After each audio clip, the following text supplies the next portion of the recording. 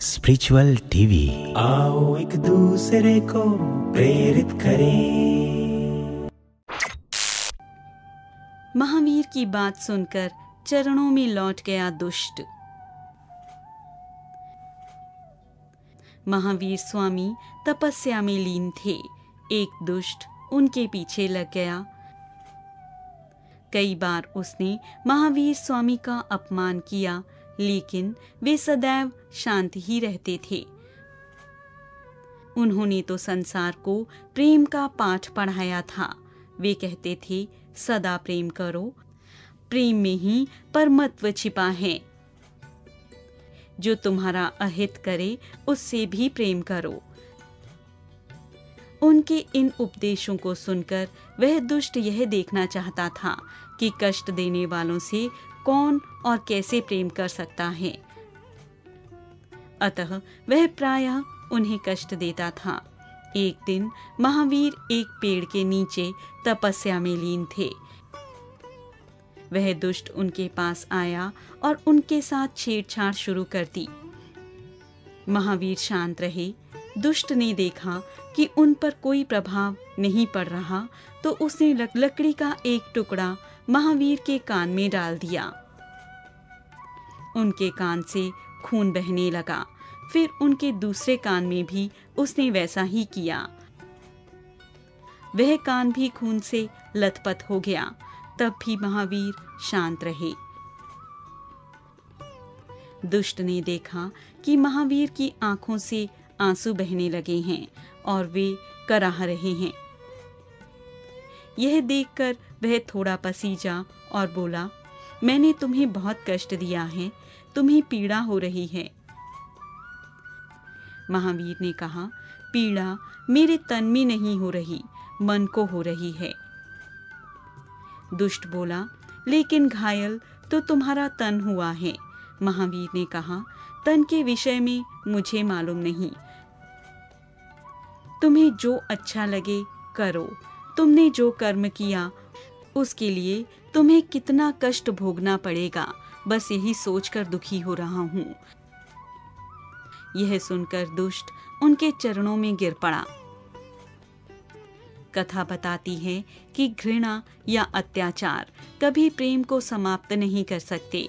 जिस प्रेम को घृणा या दुख दबा दे, वह सच्चा प्रेम नहीं हो सकता। विश्वास में इतनी गहराई। एक बार नारद जी एक पर्वत से गुजर रहे थे। अचानक उन्होंने देखा, एक विशाल वट वृक्ष के नीचे एक तपस्वी तप कर रहा है। उनके दिव्य प्रभाव से वह जाग उठा और उसने उन्हें प्रणाम करके पूछा कि उसे प्रभु के दर्शन कब होंगे। नारद जी ने पहले तो कुछ कहने से इनकार कर दिया, फिर बार बार आग्रह करने पर बताया कि इस वट वृक्ष पर जितनी छोटी छोटी टहनियां हैं, उतने ही वर्ष उसे और लगेंगे। नारद जी की बात सुनकर तपस्वी बेहद निराश हुआ।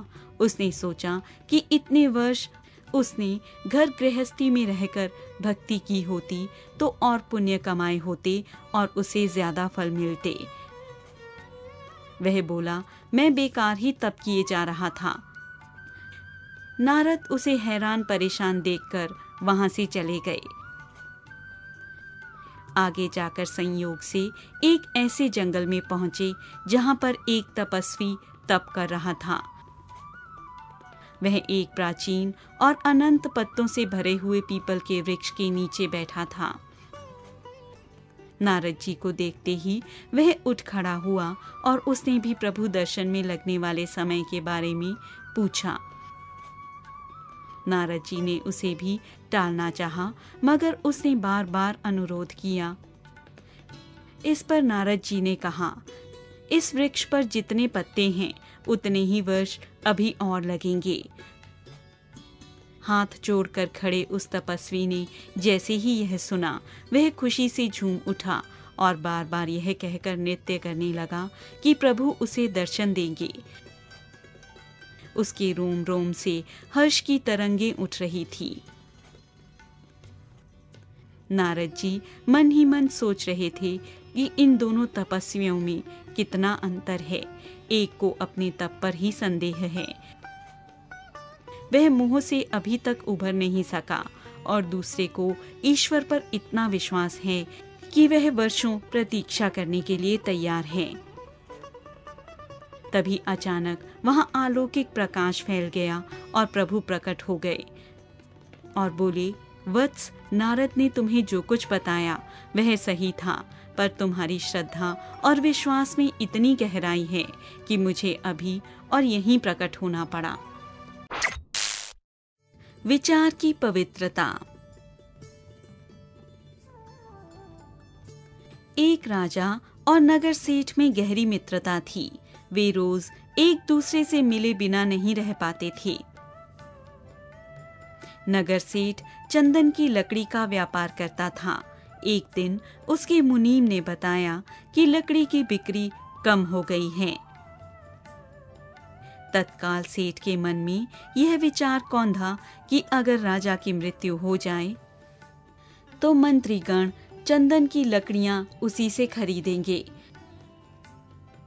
उसे कुछ मुनाफा तो होगा। शाम को सेठ हमेशा की तरह राजा से मिलने गया।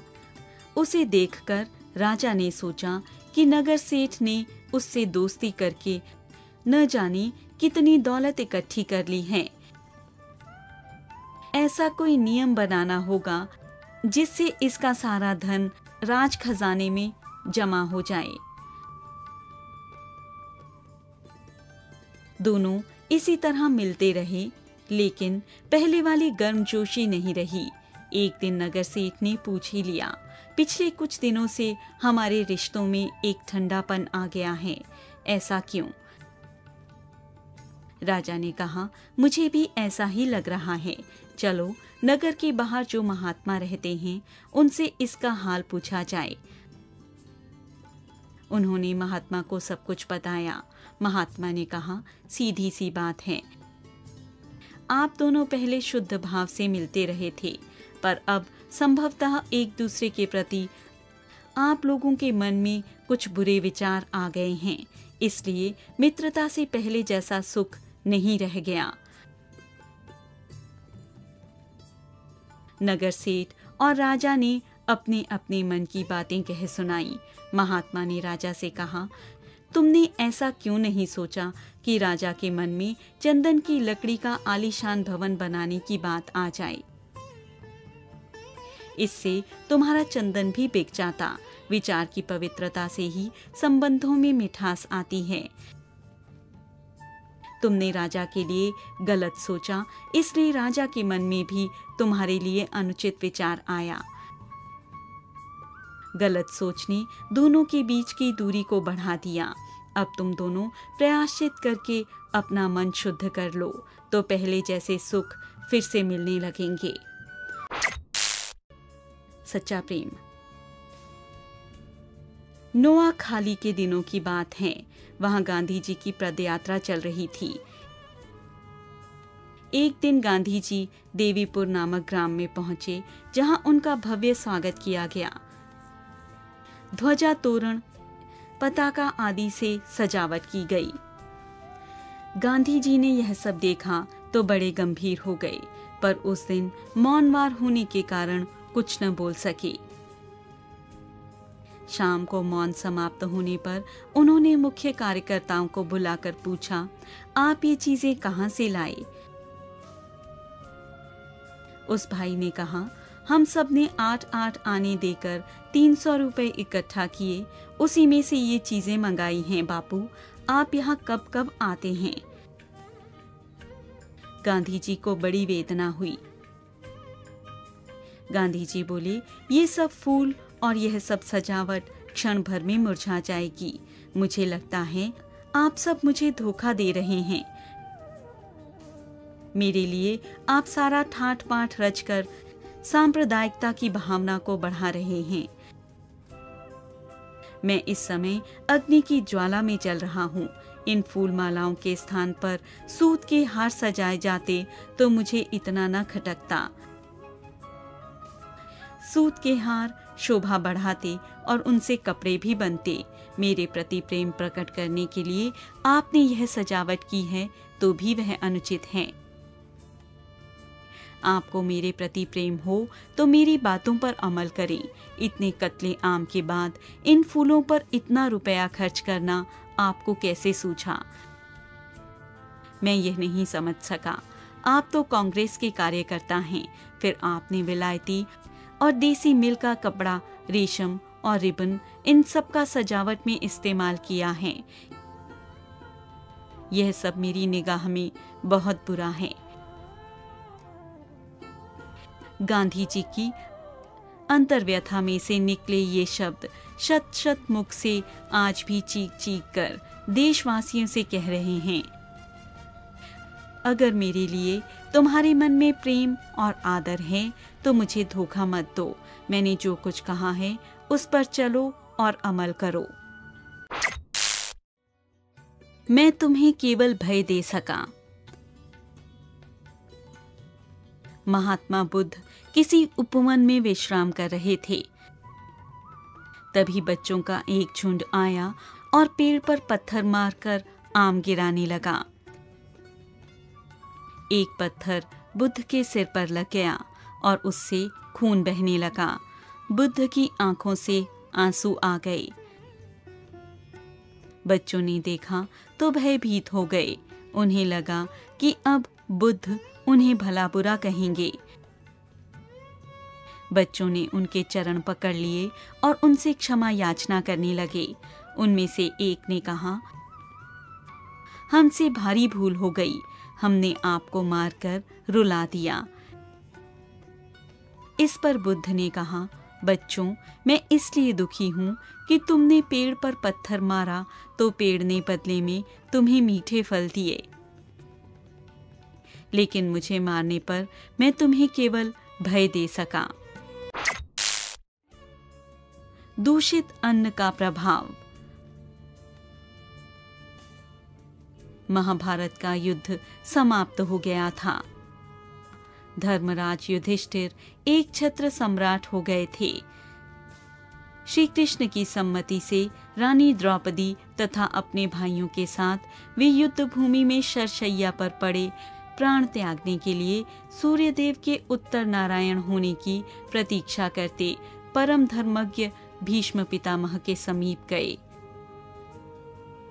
युधिष्ठिर के पूछने पर भीष्म पितामह ने उन्हें वर्ण, आश्रम तथा राजा प्रजा आदि के विभिन्न धर्मों का उपदेश दे रहे थे। धर्मों का उपदेश दिया। यह धर्मोपदेश चल ही रहा था कि रानी द्रौपदी को हंसी आ गई। बेटी, तू क्यों हंसी? पितामह ने उपदेश बीच में ही रोककर पूछा।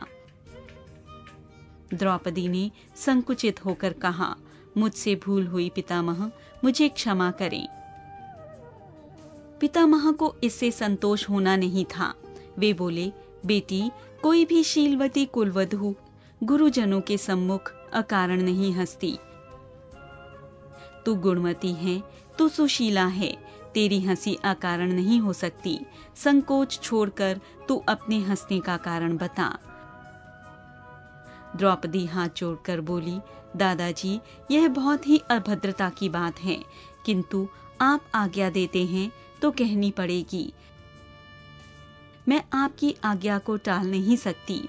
आप धर्मोपदेश कर रहे थे तो मेरे मन में यह बात आई कि आज तो आप धर्म की ऐसी उत्तम व्याख्या कर रहे हैं, किंतु कौरवों की सभा में जब दुशासन मुझे नग्न करने पर लगा था, तब आपका यह धर्म ज्ञान कहाँ चला गया था? आपने पीछे सीखा है। मन में यह बात आते ही मुझे हंसी आ गई। आप मुझे क्षमा करें। पितामह ने शांति पूर्वक समझाया, बेटी, इसमें क्षमा करने की कोई बात नहीं। मुझे धर्म ज्ञान तो उस समय भी था, परंतु दुर्योधन का अन्याय पूर्वक अन्न खाने से मेरी बुद्धि मलिन हो गई थी। इसी से उस द्यूत सभा में धर्म का ठीक निर्णय करने में मैं असमर्थ हो गया था। परंतु अब अर्जुन के बाणों के लगने से मेरे शरीर का सारा दूषित रक्त निकल गया है। दूषित अन्न से बने रक्त के शरीर से बाहर निकल जाने के कारण मेरी बुद्धि शुद्ध हो गई है। इससे इस समय मैं धर्म का तत्व ठीक समझता हूँ और उसका विवेचन कर रहा हूँ। सांवले सलोने श्री बाल कृष्ण की लीला। एक दिन सांवले सलोने बाल कृष्ण रत्नों से जड़ित पालने पर शयन कर रहे थे। उनके मुख पर लोगों के मन को मोहने वाली मंद हास्य की छटा स्पष्ट छलक रही थी। कुटिल दृष्टि न लग जाए इसलिए उनके ललाट पर काजल का चिन्ह शोभायमान हो रहा था। कमल के सदृश उनके दोनों सुंदर नेत्रों में काजल विद्यमान था। अपने मनमोहक पुत्र को यशोदा ने अपनी गोदी में ले लिया। उस समय वे अपने पैरों का अंगूठा चूस रहे थे। उनका स्वभाव पूर्णतः चपल था। घुंघराले केशों के कारण उनकी अंगछटा अत्यंत अद्भुत दिखाई पड़ रही थी। वक्षस्थल पर श्रीवत्स चिन्ह, बाजूबंद और चमकीला अर्धचंद्र उनकी देह यष्टि पर शोभायमान हो रहा था। ऐसे अपने पुत्र श्री कृष्ण को लाड़ प्यार करती हुई यशोदा आनंद का अनुभव कर रही थी। बालक कृष्ण दूध पी चुके थे। उन्हें जम्हाई आ रही थी। सहसा माता की दृष्टि उनके मुख के अंदर पड़ी। उनके मुख में पृथ्वी 5 तत्वों सहित संपूर्ण विराट तथा इंद्र प्रभूति श्रेष्ठ देवता दृष्टिगोचर हो रहे थे। बच्चे के मुख में संपूर्ण विश्व को अकस्मात देखकर वह कंपायमान हो गईं और उनके मन में त्रास छा गया। अतः उन्होंने अपनी आंखें बंद कर ली। उनकी माया के प्रभाव से यशोदा की स्मृति टिक न सकी। अतः अपने बालक पर पुनः वात्सल्यपूर्ण दया भाव प्रेम उत्पन्न हो गया। धोखेबाज का अंत। एक नगर में एक पंडित रहा करता था। उसे अपनी पत्नी से बहुत प्यार हो गया था। एक बार इन दोनों पति पत्नी के परिवार वालों के साथ लड़ाई हो गई, जिसके कारण इन्हें अपना घर छोड़कर दूसरे शहर में जाना पड़ा। रास्ते में जाते जाते उसकी पत्नी ने कहा, पतिदेव, मुझे पानी की प्यास सता रही है, कहीं से पानी लाओ। पानी की बात सुनकर वह पंडित पानी लेने के लिए निकल गया। जैसे ही वह पानी लेकर आया तो देखता है कि उसकी पत्नी मरी पड़ी है। उसे देखते ही वह जोर जोर से रोने लगा। उसे रोता देख ऊपर से आवाज आई, हे पंडित, तुम इसे अपनी आधी आयु दे दो तो यह बच सकती है।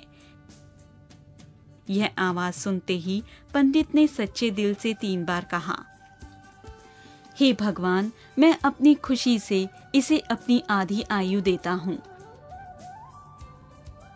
सच्चे दिल से हुई प्रार्थना स्वीकार हो गई। उसी समय उसकी पत्नी जीवित हो गई।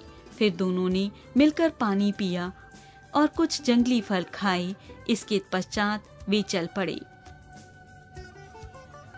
थोड़ी दूर जाने के पश्चात वे एक बहुत बड़े भाग में जाकर विश्राम करने लगे। फिर पत्नी ने कहा, मुझे बड़ी जोर से भूख लगी है। अपनी पत्नी की बात सुन पंडित उसी समय भोजन लेने चल पड़ा। पंडित के जाने के पश्चात वहां पर एक लंगड़ा गायक आया। उसकी आवाज में इतना जादू था कि पंडिताइन उसे सुनते ही दिल दे बैठी और उसके पास जाकर कहने लगी, गायक जी, आपकी आवाज में तो कमाल का जादू है। आपने तो मेरा दिल जीत लिया। अब तो तुम मेरे तन को भी बाहों में लेकर मुझे जीवन का सच्चा आनंद दो। यही मेरी इच्छा है, इसे तुम्हें अवश्य पूरा करना होगा। लंगड़ा गायक उस औरत की बातों में फंस गया। प्रेम जाल से आज तक कोई नहीं बच पाया। बस दोनों ने खूब आनंद लिया। इसके पश्चात स्त्री ने कहा कि गायक, अब आप भी हमारे साथ ही चलोगे। इस बीच पंडित भी भोजन लेकर आ गया। जैसे ही पति पत्नी भोजन करने लगे तो पत्नी ने कहा, देखो जी, यह लंगड़ा गायक है, इसका इस दुनिया में कोई नहीं। क्यों ना हम इसे अपने साथ रख लें, क्योंकि आज आप मुझे छोड़कर चले जाते हो तो मेरा दिल अकेलेपन से बहुत घबराता है। पंडित पहले से ही उसका गुलाम था। उसने झट हाँ कर दी। इस प्रकार वे तीनों वहां से चल पड़े। अब पंडित की पत्नी दिन प्रतिदिन उस लंगड़े गायक की ओर खींचती चली जा रही थी, यहाँ तक कि उन्हें यह पंडित अपने रास्ते का रोड़ा महसूस होने लगा। एक दिन दोनों ने एक षड्यंत्र रचा।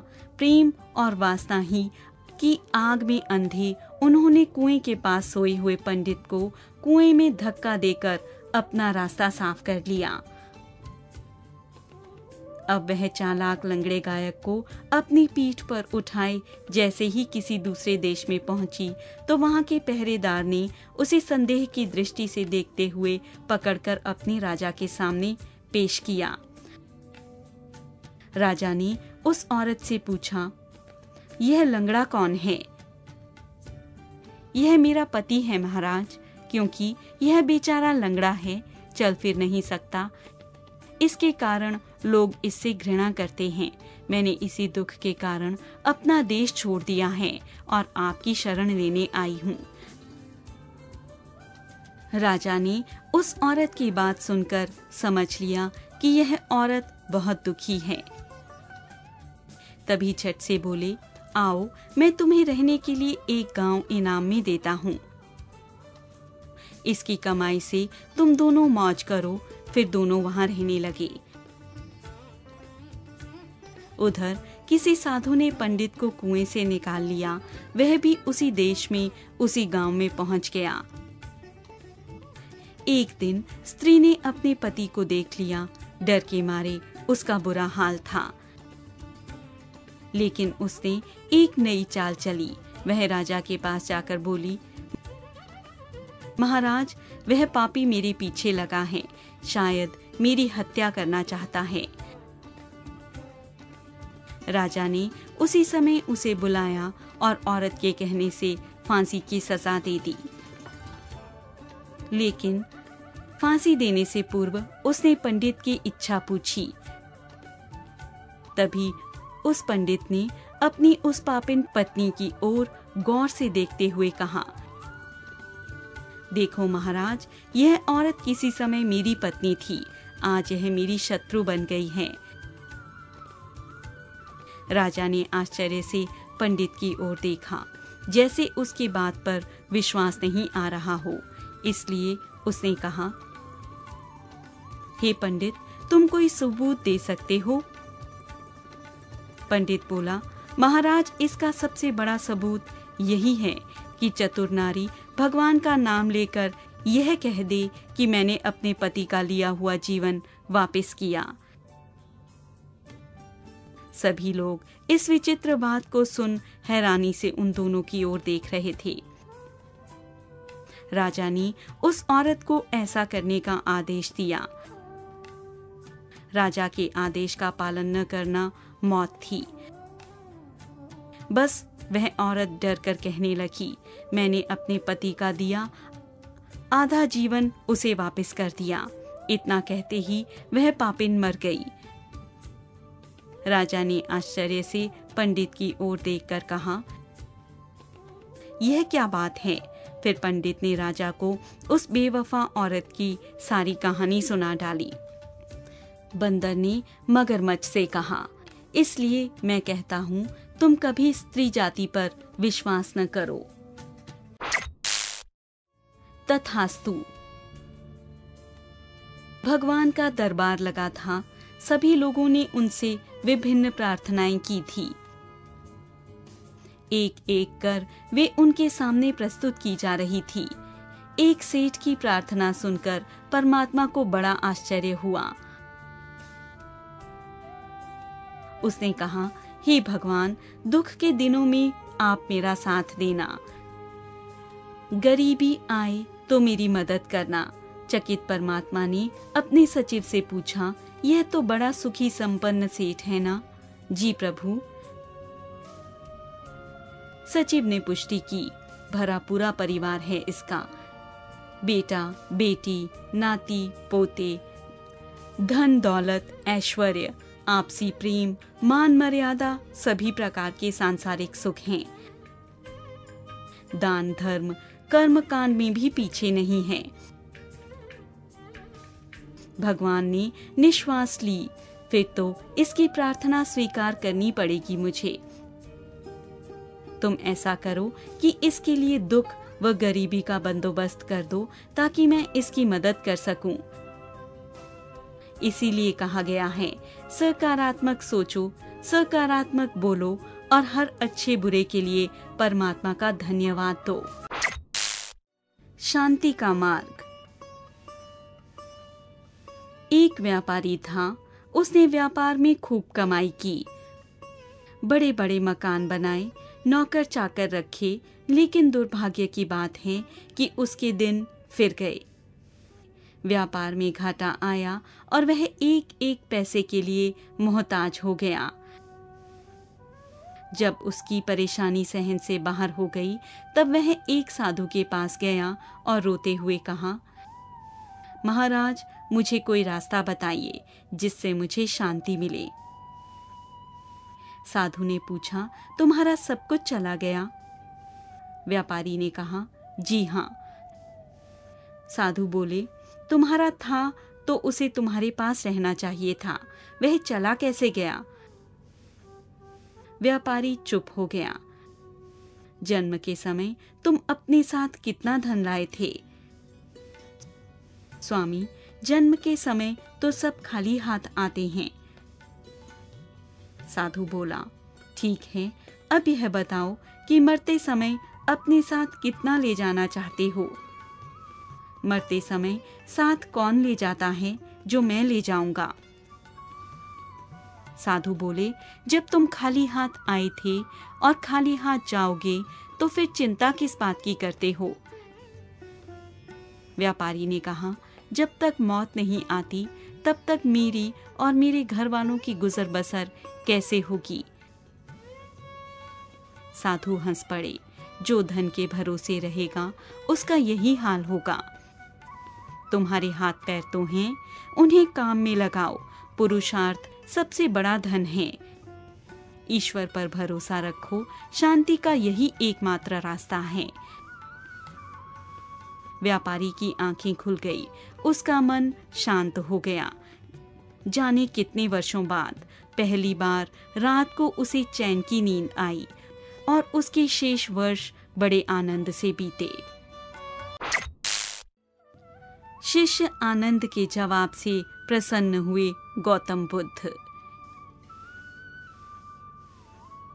एक बार राजा बुद्ध राजगृह में थे।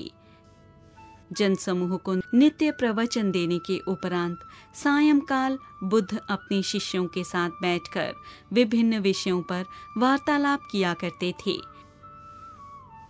ऐसा करने से शिष्यों का भी ज्ञानवर्धन होता था और बुद्ध को उन सभी के तुलनात्मक बौद्धिक स्तर का भी ज्ञान हो जाता था। एक दिन बुद्ध अपने शिष्यों के साथ बैठे बातचीत कर रहे थे। अचानक उन्होंने एक प्रश्न उठाया, तुम में से कोई यह बात बता सकता है कि सबसे उत्तम जल कौन सा है? एक शिष्य ने तत्काल उत्तर दिया, गंगा जल। बुद्ध ने नकारात्मक मुद्रा में सिर हिलाया। दूसरे शिष्य ने कहा, जमीन पर गिरने से पहले वर्षा का जल। बुद्ध इससे भी असहमत थे। तीसरे शिष्य का विचार था उषा काल की किरणों में चमकता ओस जल। बुद्ध इस बार भी संतुष्ट नहीं हुए। चौथे शिष्य की दृष्टि में बिछड़े हुए बेटे से मिलने पर मां की आंखों में आया अश्रुजल सबसे उत्तम जल था। तो पांचवें शिष्य के अनुसार फरेब से इकट्ठे धन को देखकर मर्ण सन्न धनी की आंखों से पश्चाताप स्वरूप निकलने वाले आंसू से बेहतर कोई जल न था। बुद्ध फिर बोले, नहीं, इससे नहीं, अधिक वंदनीय और पवित्र जल भी हैं। काफी देर से मौन बैठे शिष्य आनंद ने कहा, सर्दी, गर्मी और वर्षा में रात दिन कठोर परिश्रम कर हमारे लिए अन्न पैदा करने वाले किसान का श्रम जल। यह उत्तर सुनकर बुद्ध के चेहरे पर संतुष्टि की आभा फैल गई। उन्होंने आनंद को आशीष दिया। प्रसंग श्रम की महत्ता को रेखांकित करता है। जीवन में सफलता के उच्च सोपानों की उपलब्धि तभी होती है जबकि व्यक्ति पूर्ण उत्साह से परिश्रम करे। श्रम पूर्वक किया गया प्रत्येक कर्म सदैव हितकारी होता है। विदुला का वाक्य। विदुला का एक ही पुत्र था, वह भी युद्ध लड़ने गया था। माता विदुला बड़ी प्रसन्न थी। उसे इस बात का बड़ा गर्व था कि भले ही उसकी कोख से एक पुत्र जन्मा, लेकिन जब युद्ध का अवसर आया तो वह घर पर नहीं बैठा रहा। वह दूसरे वीरों के साथ खुशी खुशी उससे आज्ञा लेकर अपने शस्त्र सहित युद्ध क्षेत्र की ओर तेजी से बढ़ गया। कई दिनों बाद जब उसका पुत्र वापस आया तो माता वृदुला यह सुनकर बड़ी दुखी हो उठी कि उनका बेटा तो शत्रु सेना से हारकर युद्ध भूमि से भाग आया है। तब वह क्रुद्ध सिंहनी की तरह अपने उस भगोड़े पुत्र से कहने लगी, अरे कायर, तू पराजित अपमानित होकर आया है, तुझे धिक्कार है। उस युवक को बड़ा आश्चर्य हुआ। उसे लगा कि मैं सोचता था कि मेरे जीवित लौट आने से मां प्रसन्न होकर मेरी बलैया लेगी, किंतु यह तो उल्टा मुझे ही धिक्कार रही है। अतः उसने मां से कहा, माता, क्या तुम चाहती हो कि मैं युद्ध में लड़ते लड़ते मारा जाऊं? क्यों मां? क्या तुम मेरे मरने से सुखी होती? मां वृदुला पुनः गुस्से में बोल उठी, अरे कायर, शत्रु को पीठ दिखाकर चले आने से तो अच्छा होता तू मेरी कोख से जन्मते ही मर जाता। तो आज मुझे आस पड़ोस के लोगों से ये शब्द तो नहीं सुनने पड़ते जो आज मुझे सुनने पड़ रहे हैं। अगर तुझ में मेरे दूध की लाज बचाने की कुछ आन है तो जा, अभी ये सब शस्त्रास्त्र उठाकर युद्ध भूमि में लौट जा और शत्रुओं से फिर युद्ध कर। मेरी प्रसन्नता और तेरे पुरुष होने की सार्थकता इसी में है। मां की इस वाणी ने पुत्र को उकसाया, उत्तेजना दी और सही दिशा दी। वह अपने शस्त्रास्त्र उठाकर शत्रु से जूझने के लिए तेजी से लौट पड़ा और फिर वह एक दिन विजयी होकर माता वृदुला की चरण वंदना करने घर लौटा। लोकमान्य तिलक माता वृदुला के उक्त शब्द कभी नहीं भूले। सन्यासी और चूहा। सन्यासी के किसी राज्य में महिलारोप्य नाम का एक नगर था। उस नगर से थोड़ी दूरी पर भगवान शंकर का एक मंदिर बना हुआ था। उस मठ में तामचूड़ का एक सन्यासी निवास करता था। नगर में भिक्षादन करके वह अपनी जीविका चलाया करता था। भोजन से बचे हुए अन्न को वह भिक्षा पात्र में रखकर उस पात्र को खूंटी पर लटका दिया करता था। इस प्रकार वह निश्चित होकर रात्रि में सो जाया करता था। प्रातःकाल वह उस अन्न को उस मंदिर में कार्यरत श्रमिकों को दे दिया करता था। एक दिन मेरे कुटुंब के सदस्यों ने मुझको आग्रहपूर्वक कहा कि वह सन्यासी इस प्रकार भोजन खाकर सो जाया करता है। वे लोग तो ऊपर चढ़ नहीं पाते, किंतु मेरे लिए वह स्थान अगम्य नहीं है। इसलिए इधर उधर भटकने की अपेक्षा वही भोजन करना उपयुक्त है। उससे उनका काम भी निकल जाएगा। उनकी बात सुनकर मैं तत्काल उस स्थान पर गया।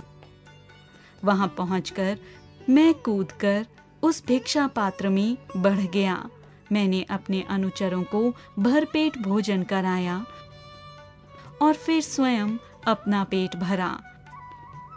इस प्रकार सबकी तृप्ति हो जाने पर मैं पुनः अपने स्थान लौट आया। उस दिन से नित्य प्रति यही रात्रि क्रम चढ़ने लगा। सन्यासी ने अन्न को बचाने के लिए अनेक यत्न किए, किंतु मैं उसको साफ करता रहा। एक दिन उस सन्यासी ने मुझे भयभीत करने का उपाय भी खोज निकाला। कहीं से वह एक बांस का डंडा ले आया। मेरे भय से सोते हुए वह उस भिक्षा पात्र को उसे फटे बांस से ठोका करता था और चोट लगने की भय से मैं उस अन्न को खाए बिना ही वहां से भाग जाया करता। इस प्रकार मेरी सारी रात्रि उस सन्यासी के साथ संघर्ष करने में बीत जाया करती थी। एक दिन उस सन्यासी का एक अन्य मित्र तीर्थ यात्रा से लौटता हुआ उसके पास आ गया। उसने उसका हृदय से स्वागत किया और फिर उसका सत्कार भी किया। रात्रि होने पर दोनों कुश की चटाइयों पर लेटे हुए धर्म चर्चा करने लगे, किंतु मेरे डर के कारण सन्यासी निरंतर उस फटे बांस से भिक्षा पात्र को बजाता रहता। इसका परिणाम यह होने लगा कि वह अपनी साथी सन्यासी की बातों का उत्तर दियक से नहीं दे पाया। इससे उसका अतिथि अप्रसन्न होकर कहने लगा, ताम्रचूड़, मैं देख रहा हूँ कि मेरे प्रति तुम्हारी मित्रता में शिथिलता आ गई है। यही कारण है तुम मेरी बातों का उचित उत्तर भी नहीं दे रहे हो। मैं समझता हूँ कि मुझे यहाँ से चले जाना चाहिए, किंतु इस रात्रि में मैं कहाँ जाऊँ? देखता हूँ पास में कोई अन्य मठ होगा जहाँ उचित आदर सत्कार न हो, वहाँ टिकना ठीक नहीं। अतः अब तो मैं चलता हूँ। यह सुनकर ताम्रचूड़ को बड़ा दुख हुआ। वह विनम्रता से कहने लगा, नहीं, ऐसी बात नहीं है। आपके सामने मेरा परम हितैषी अन्य कौन है? वास्तव में बात यह है कि भिक्षा से बचे अन्न को मैं भिक्षा पात्र में रखकर उसे खूंटी पर टांग देता हूँ, किंतु यहाँ एक ऐसा दुष्ट चूहा है कि वह ऊंचे से ऊंचे स्थान पर टंगे उस पात्र को भी चट कर जाता है। मैं वह अन्न सेवकों को दे दिया करता हूँ। जब उनको खाने को नहीं मिल रहा है तो वे मंदिर की सफाई नहीं कर रहे। इन चूहों को डराने के लिए मैं बांस से भिक्षा पात्र को ठोकता रहता हूँ। बस यही मेरी अनवधानता का कारण है। आप इसको अन्यथा मत समझिए। आप जशनते हैं कि उनका दिल कहाँ है? मित्र ने पूछा। वह तो मुझे मालूम नहीं। इतना तो निश्चित जानिए कि उनका दिल किसी खजाने के ऊपर है। धन की गर्मी के कारण ही वह इतना अधिक कूदता है। धन की गर्मी मनुष्य के तेज को बढ़ा देती है। यदि उसका धन किसी ने कहा कि कोई शांडिल्य गोत्र स्त्री अपने कुटे हुए तिल्ली यदि बिना साफ किए हुए तिलों के बदले में बेच रही है, तो इसमें कोई न कोई विशेष कारण अवश्य है।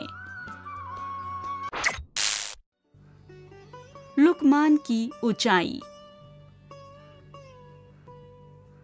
हजरत लुकमान बड़े ऊंचे दर्जे के आदमी थे।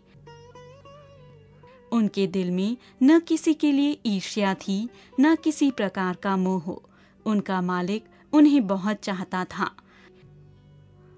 जब भी कोई बढ़िया चीज आती तो वह लुकमान के लिए भेज देता। लुकमान ने अपने प्रेम से उसे एकदम वश में कर लिया था। एक दिन किसी ने मालिक के लिए खरबूजे भेजे। मालिक ने फौरन लुकमान को बुलवाया। उनके आने पर मालिक ने छुरी लेकर खरबूज काटा और एक फांक लुकमान को दे दी। उन्होंने वह खरबूजा बड़े शौक से खा लिया। इस तरह वे कई फांके खा गए। बाद में जो खरबूजा बचा उसे मालिक ने खाया तो वह हैरान रह गया। खरबूजा एकदम बेस्वाद और कड़वा था। मालिक ने आश्चर्य में भरकर हजरत लुकमान से पूछा, इस 1000 को तुमने कैसे खाया?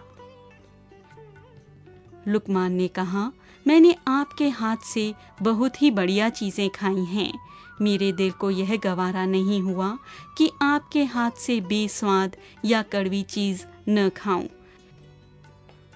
सच बात यह है कि सदा मिठास देने वाले हाथों ने इन खरबूजों में कड़वाहट छोड़ी ही कहाँ थी। मैं किस बात की शिकायत करता। मालिक निरुत्तर होकर रह गए। धूर्तता का परिणाम। किसी समय गंगा तट पर मंदाकिनी नामक एक नगरी थी। वहां पर एक साधु रहता था जिसने मौन व्रत धारण किया था। भिक्षा मांगना ही उसकी आजीविका का साधन था। वह साधु अपने अनेक शिष्यों के साथ एक बौद्ध विहार में रहता था। एक बार वह भिक्षा के लिए एक वैश्य के घर जा पहुंचा। उसके भिक्षा मांगने पर एक सुंदर कन्या भिक्षा लेकर आई, जिसे देखते ही सब कुछ भूलकर साधु उस पर आसक्त हो गया और उसके मुंह से निकला, हाय मैं मरा। कन्या के पिता ने सब कुछ देखते हुए भी उस समय कुछ न कहा। साधु भिक्षा लेकर चला गया। इसके बाद वह वैश्य साधु के घर पहुंचा और उससे बोला, मुनिवर, आज आप अपना मौन तोड़कर कैसे चिल्ला रहे थे? साधु बड़ा धूर्त था। वह वैश्य कन्या से अपने मन को हटा नहीं पा रहा था। अतः उसने इसे अपनी इच्छा पूर्ति का उचित अवसर समझा। वह बोला, तुम्हारी पुत्री ही मेरे मौन व्रत को तोड़ने का कारण है। मेरी कन्या, क्या हुआ उसे? आश्चर्य से डूबे वैश्य ने पूछा। नहीं नहीं, उसे कुछ नहीं हुआ, किंतु तुम्हें अवश्य कुछ होने वाला है। क्या होने वाला है? साफ साफ कहो। सुनो, साधु बोला, वास्तव में मैं तुम्हारा कल्याण चाहता हूँ, इसीलिए मैं बोल पड़ा। सत्य तो यह है कि तुम्हारी कन्या बड़े अशुभ लक्षणों वाली है।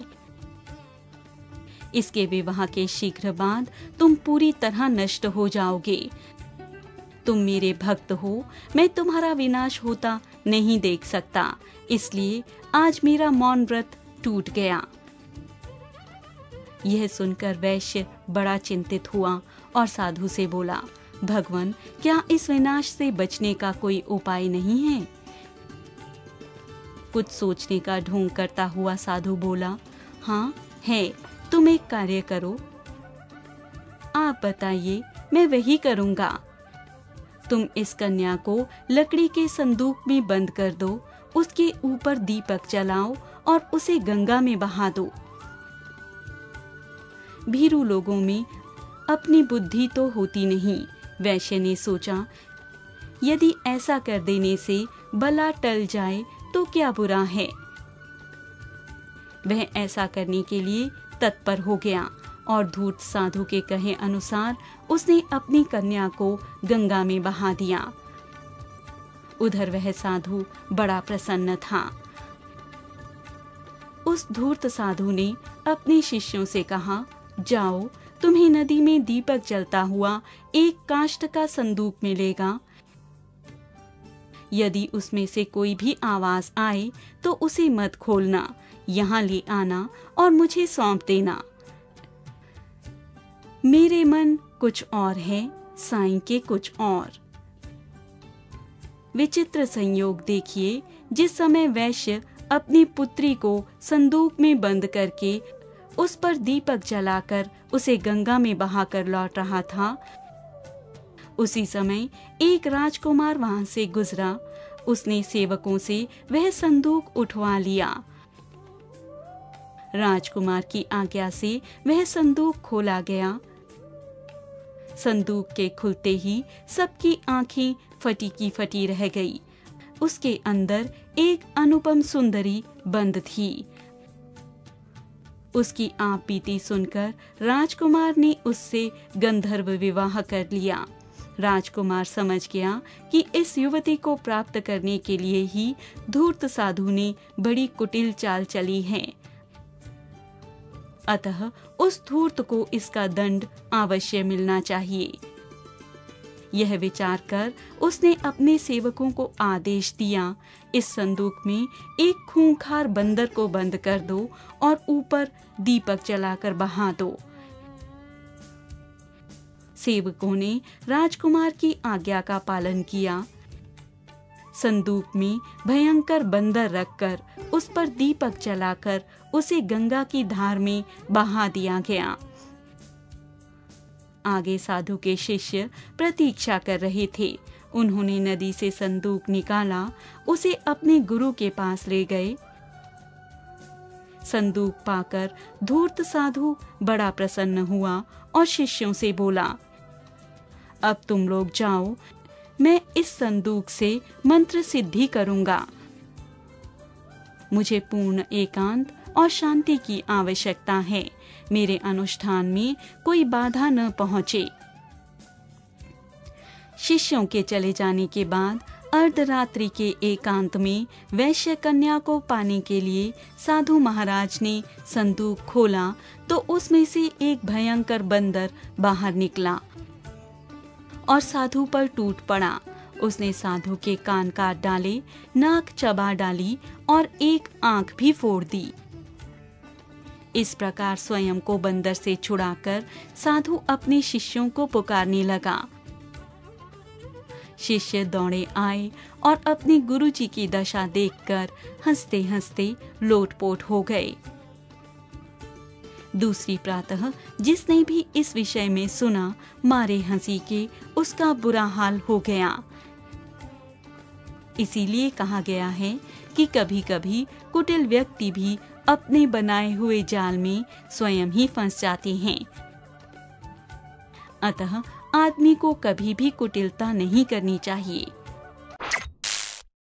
नजरों का फर्क।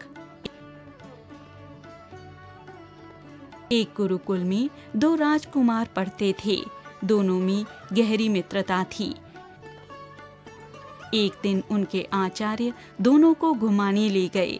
घूमते हुए वे काफी दूर निकल गए। तीनों प्राकृतिक शोभा का आनंद ले रहे थे। तभी आचार्य की नजर आम के एक पेड़ पर पड़ी। एक बालक आया और पेड़ के तने पर डंडा मारकर फल तोड़ने लगा। आचार्य ने राजकुमारों से पूछा, क्या तुम दोनों ने यह दृश्य देखा? हाँ गुरुदेव, राजकुमारों ने उत्तर दिया। गुरु ने पूछा, इस दृश्य के बारे में तुम दोनों की क्या राय है? पहले राजकुमार ने कहा, गुरुदेव, मैं सोच रहा हूँ कि जब वृक्ष भी बगैर डंडा खाए फल नहीं देता, तब किसी मनुष्य से कैसे काम निकाला जा सकता है। यह दृश्य एक महत्वपूर्ण सामाजिक सत्य की ओर इशारा करता है। यह दुनिया राजी खुशी नहीं मानने वाली है। दबाव डालकर ही समाज से कोई काम निकाला जा सकता है। दूसरा राजकुमार बोला, गुरुजी, मुझे कुछ और ही लग रहा है। जिस प्रकार यह पेड़ डंडे खाकर भी मधुर आम दे रहा है, उसी प्रकार व्यक्ति को भी स्वयं दुख सहकर दूसरों को सुख देना चाहिए। कोई अगर हमारा अपमान भी करे तो उसके बदले में हमें उसका उपकार करना चाहिए। यही सज्जन व्यक्तियों का धर्म है। यह कहकर वह गुरुदेव का चेहरा देखने लगा। गुरुदेव मुस्कुराए और बोले, देखो, जीवन में दृष्टि ही सबसे महत्वपूर्ण है। घटना एक है, लेकिन तुम दोनों ने उसे अलग अलग रूप से ग्रहण किया, क्योंकि तुम्हारी दृष्टि में भिन्नता है। मनुष्य अपनी दृष्टि के अनुसार ही जीवन के किसी प्रसंग की व्याख्या करता है, उसी के अनुरूप कार्य करता है और उसके मुताबिक ही फल भी भोगता है। दृष्टि से ही मनुष्य के स्वभाव का भी पता चलता है। गुरु ने पहले राजकुमार से कहा, तुम सब कुछ अधिकार से हासिल करना चाहते हो, जबकि तुम्हारा मित्र प्रेम से सब कुछ प्राप्त करना चाहता है। चतुर कौआ। किसी वन में मदोत्कट नाम का एक सिंह निवास करता था। व्याघ्र, कौआ और सियार ये तीनों उसके नौकर थे। एक दिन उन्होंने एक ऐसे ऊंट को देखा जो अपने निरोह से भटककर उनकी ओर आ रहा था। उसको देखकर सिंह कहने लगा, अरे वाह, यह तो बड़ा विचित्र जीव है। जाकर पता लगाओ कि वह वन्य प्राणी है अथवा कि ग्राम्य प्राणी। यह सुनकर कौआ बोला, स्वामी, यह ऊंट नाम का ग्राम्य प्राणी है और आपका भक्ष्य है। आप इसको मारकर खा जाइए। सिंह बोला, मैं ग्रहागत अतिथि को नहीं मारता। कहा गया है कि विश्वस्त और निर्भय होकर अपने घर आए शत्रु को भी नहीं मारना चाहिए। अतः उसको अभय दान देकर यहाँ आने का कारण पूछ सकूं। सिंह की आज्ञा पाकर उसके अनु ऊंट के पास गए और उसको आदर के साथ सिंह के पास ले आए। ऊंट ने सिंह को प्रणाम किया और बैठ गया। सिंह ने जब उसके वन में विचरण करने का कारण पूछा तो उसने अपना परिचय देते हुए बताया कि वह सार्थ वहां से बिछुड़कर भटक गया है। सिंह ने जब यह सुना तो वह कहने लगा, कथानक, अब पुनः ग्राम में जाकर भार ढूंढने जैसे कष्टकारक कार्य मत करो। इसी वन में हमारे साथ रहते हुए इस सुंदर हरी हरी घास को चरो और आनंद लो। इस प्रकार उस दिन से कथानक नाम का ऊंट उनके साथ ही रहने लगा। उसके कुछ दिन बाद मदोत्कट सिंह का किसी वनचरी हाथी के साथ घमासान युद्ध हुआ। उस हाथी के समूल के समान दांतों के प्रहार से सिंह अधमरा तो हो गया, किंतु किसी प्रकार जीवित रहा। तथापि वह चलने फिरने में अशक्त हो गया। उसके अशक्त हो जाने से काक आदि उसके अनुचर भूखे रहने लगे, क्योंकि सिंह जब शिकार करता था तो उसके अनुचरों को उसमें से भोजन मिला करता था। अब सिंह शिकार करने में असमर्थ था। उनकी दुर्दशा देखकर सिंह बोला, किसी ऐसे जीव की खोज करो सिजकों, मैं इस अवस्था में भी मारकर तुम लोगों के भोजन की व्यवस्था कर सकूं। सिंह की आज्ञा पाकर वे चारों प्राणी चारों ओर शिकार की तलाश में घूमने लगे।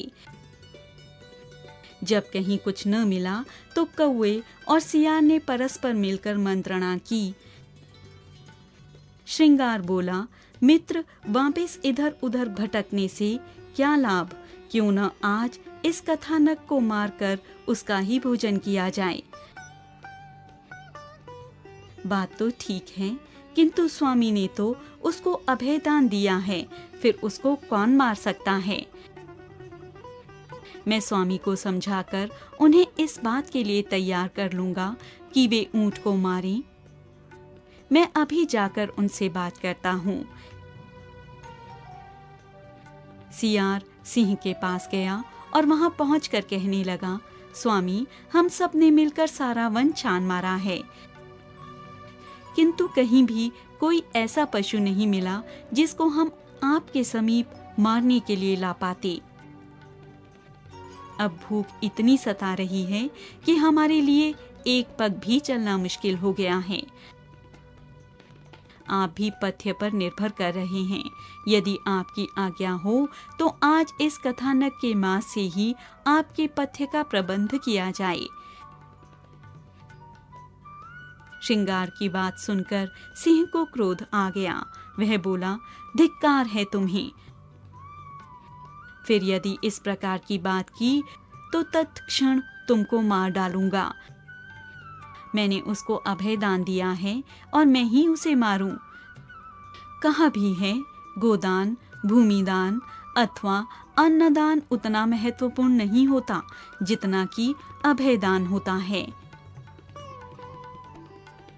सियार बोला, स्वामी, यदि अभयदान देकर आप उसका वध करेंगे तभी तो आपको पाप लगेगा, किंतु यदि आपके प्रति अपनी मुक्ति के कारण वह स्वयं अपना जीवन आपके प्रति अर्पित कर देता है तब तो उक्त दोष नहीं लगेगा।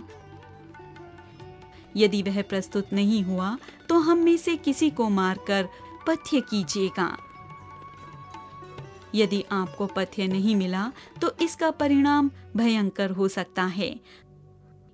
हमारे इस जीवन से क्या लाभ जो स्वामी का किसी भी प्रकार का अनिष्ट हो गया, तब भी तो हमको अग्नि प्रवेश करना ही होगा। यह सुनकर मदोत्कट कहने लगा, जैसी तुम्हारी इच्छा हो करो। राजा की आज्ञा पाते ही श्रृंगार ने तत्काल अपने साथियों के पास जाकर कहा, मित्र, स्वामी की अवस्था चिंतनीय है। ऐसी स्थिति में व्यर्थ के भ्रमण करने से क्या लाभ? स्वामी के न रहने पर हमारी रक्षा कौन करेगा? स्वामी भूख के कारण प्राण त्यागने की स्थिति में हैं। ऐसी दशा में हम लोगों को चाहिए कि हम अपने प्राण उनके सम्मुख न्योछावर करें। यह सुनकर सभी अपने स्वामी के समीप लौट आए। उनको देखकर सिंह ने पूछा, तुम लोगों को कुछ मिला? कौवा बोला, नहीं स्वामी, संपूर्ण वन छान मारा किंतु कुछ नहीं मिला। अब तो यही उचित है कि आप मुझे मारकर अपना पथ्य कर लीजिए।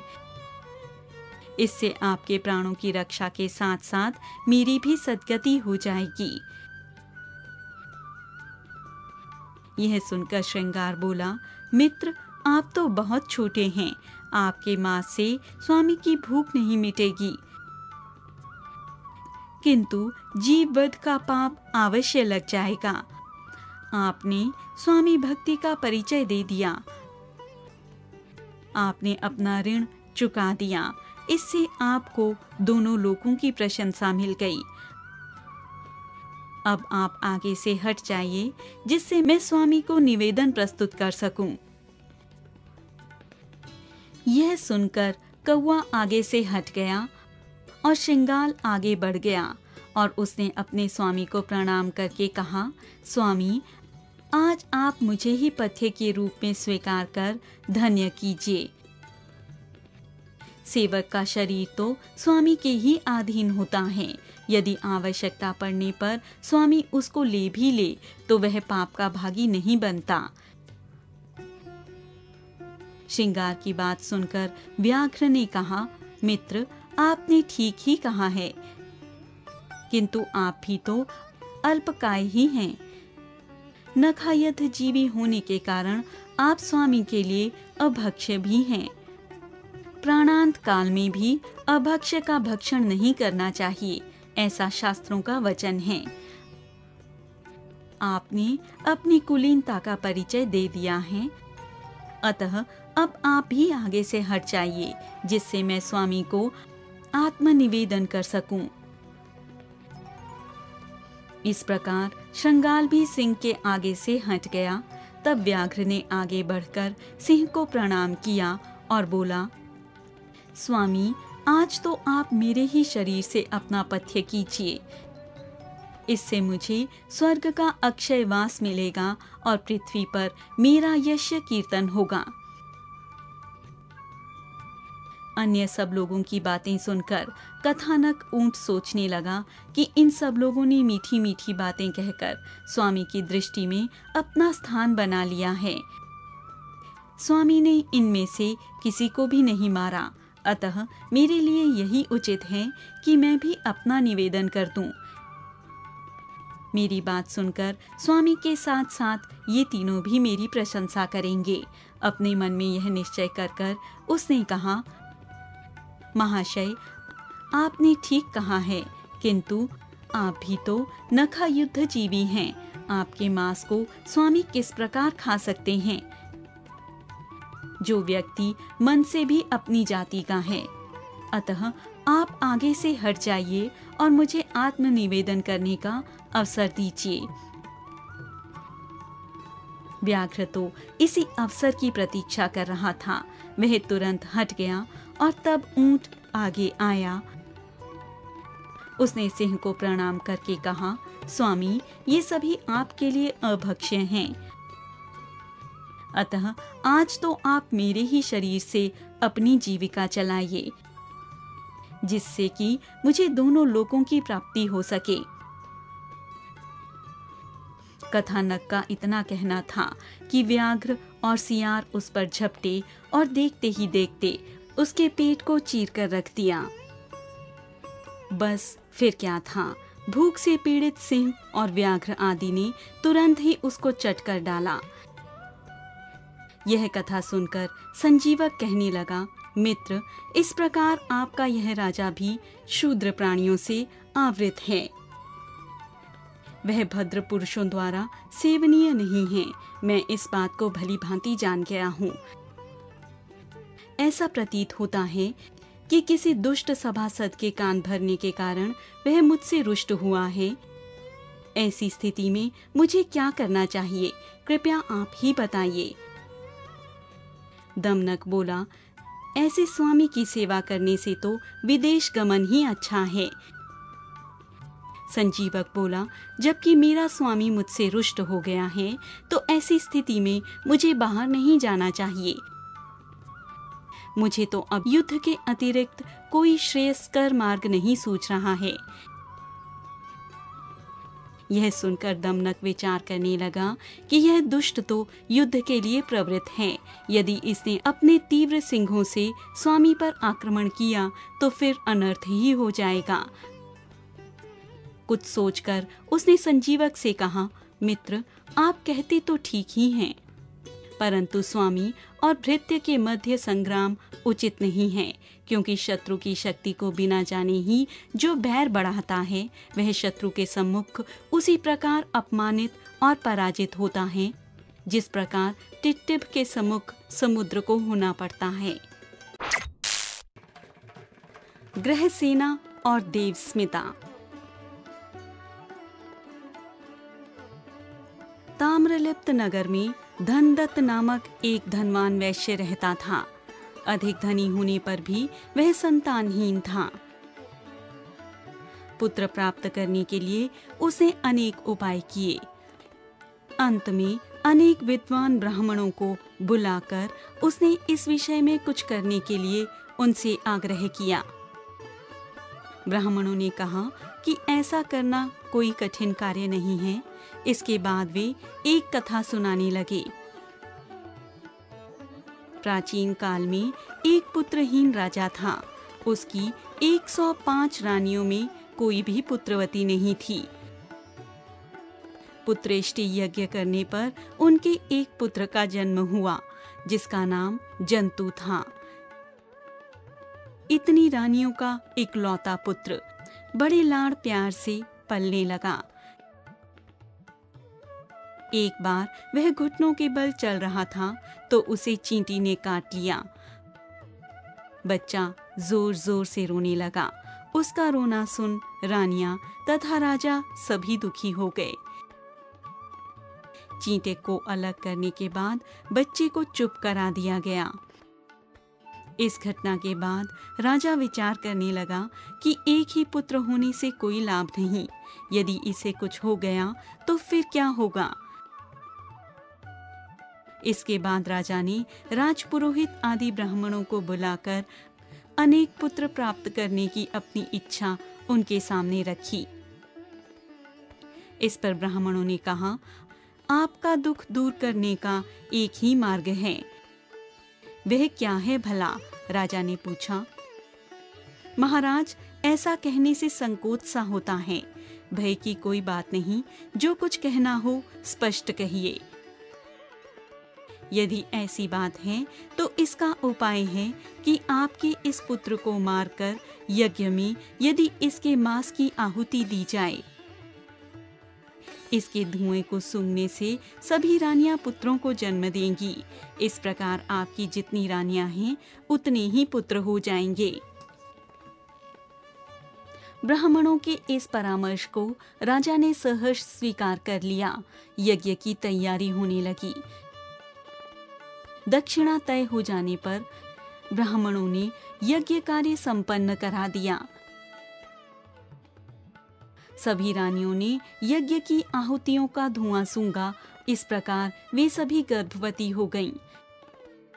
यथा समय 105 राजकुमारों ने जन्म लिया। कहानी सुनाने के बाद ब्राह्मणों ने धनदत्त को पुत्रेष्टि यज्ञ करने की सलाह दी। धनदत्त ने ऐसा ही किया। यथा समय उसके घर पर एक पुत्र ने जन्म लिया, जिसका नाम ग्रहसेन रखा गया। धीरे धीरे ग्रहसेन युवा हुआ। धनदत्त उसके लिए वधू ढूंढने लगा। व्यापार करने के बहाने ग्रहसेन को साथ लेकर वह उसके योग्य वधू ढूंढने के लिए एक द्वीप पर जा पहुंचा।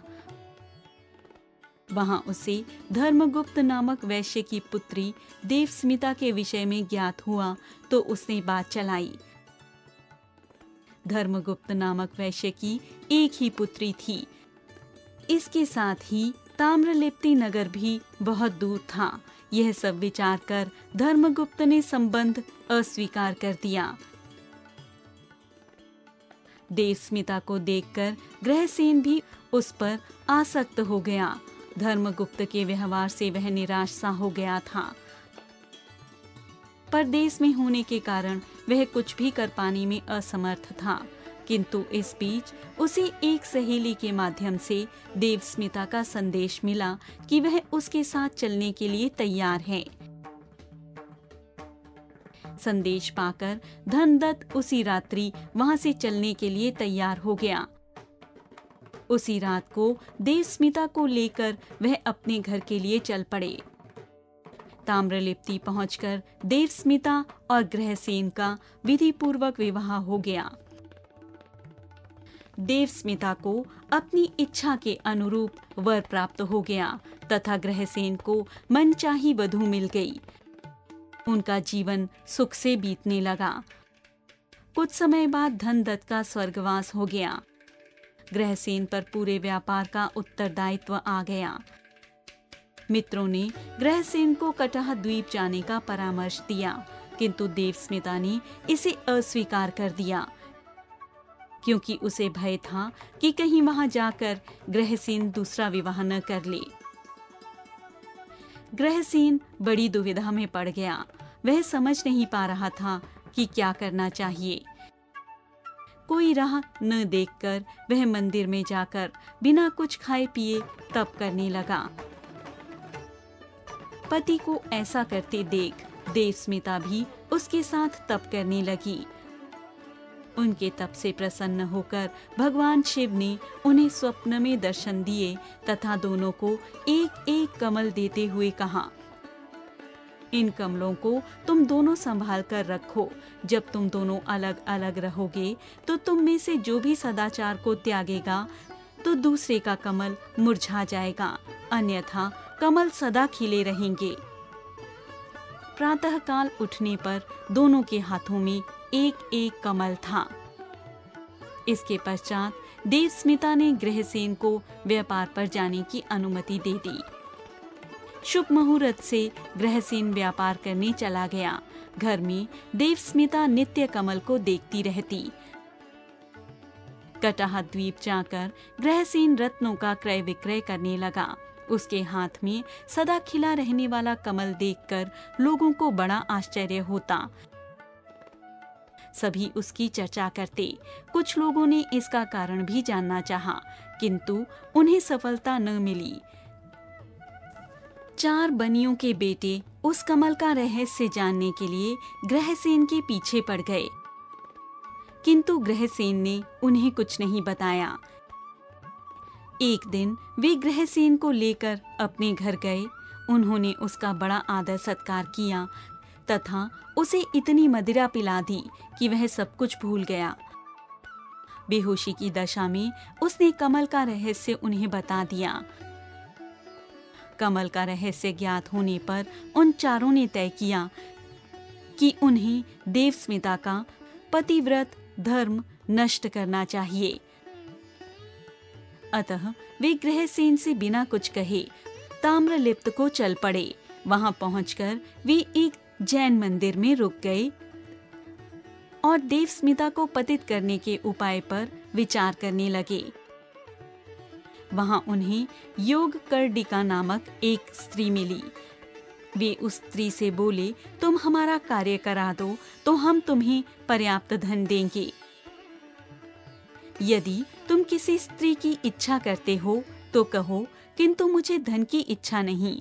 उस स्त्री ने कहा, तुम्हें धन की चाह आखिर क्यों नहीं? मेरी एक शिष्या है, सिद्धि करी, उसके कारण मेरे पास प्रचुर धन है। आपको उससे यह धन कैसे मिला? यह सुनकर स्त्री बताने लगी, एक समय उत्तर पथ से एक वैश्य यहाँ आया। मेरी यह शिष्या छद्य वेश में उसकी सेविका बनकर उसके पास रहने लगी। धीरे धीरे वह उस वैश्य की परम विश्वास पात्र बन गई। एक बार अवसर मिलते ही तड़के ही वह उसकी संपत्ति को समेटकर वहां से चंपत हो गई।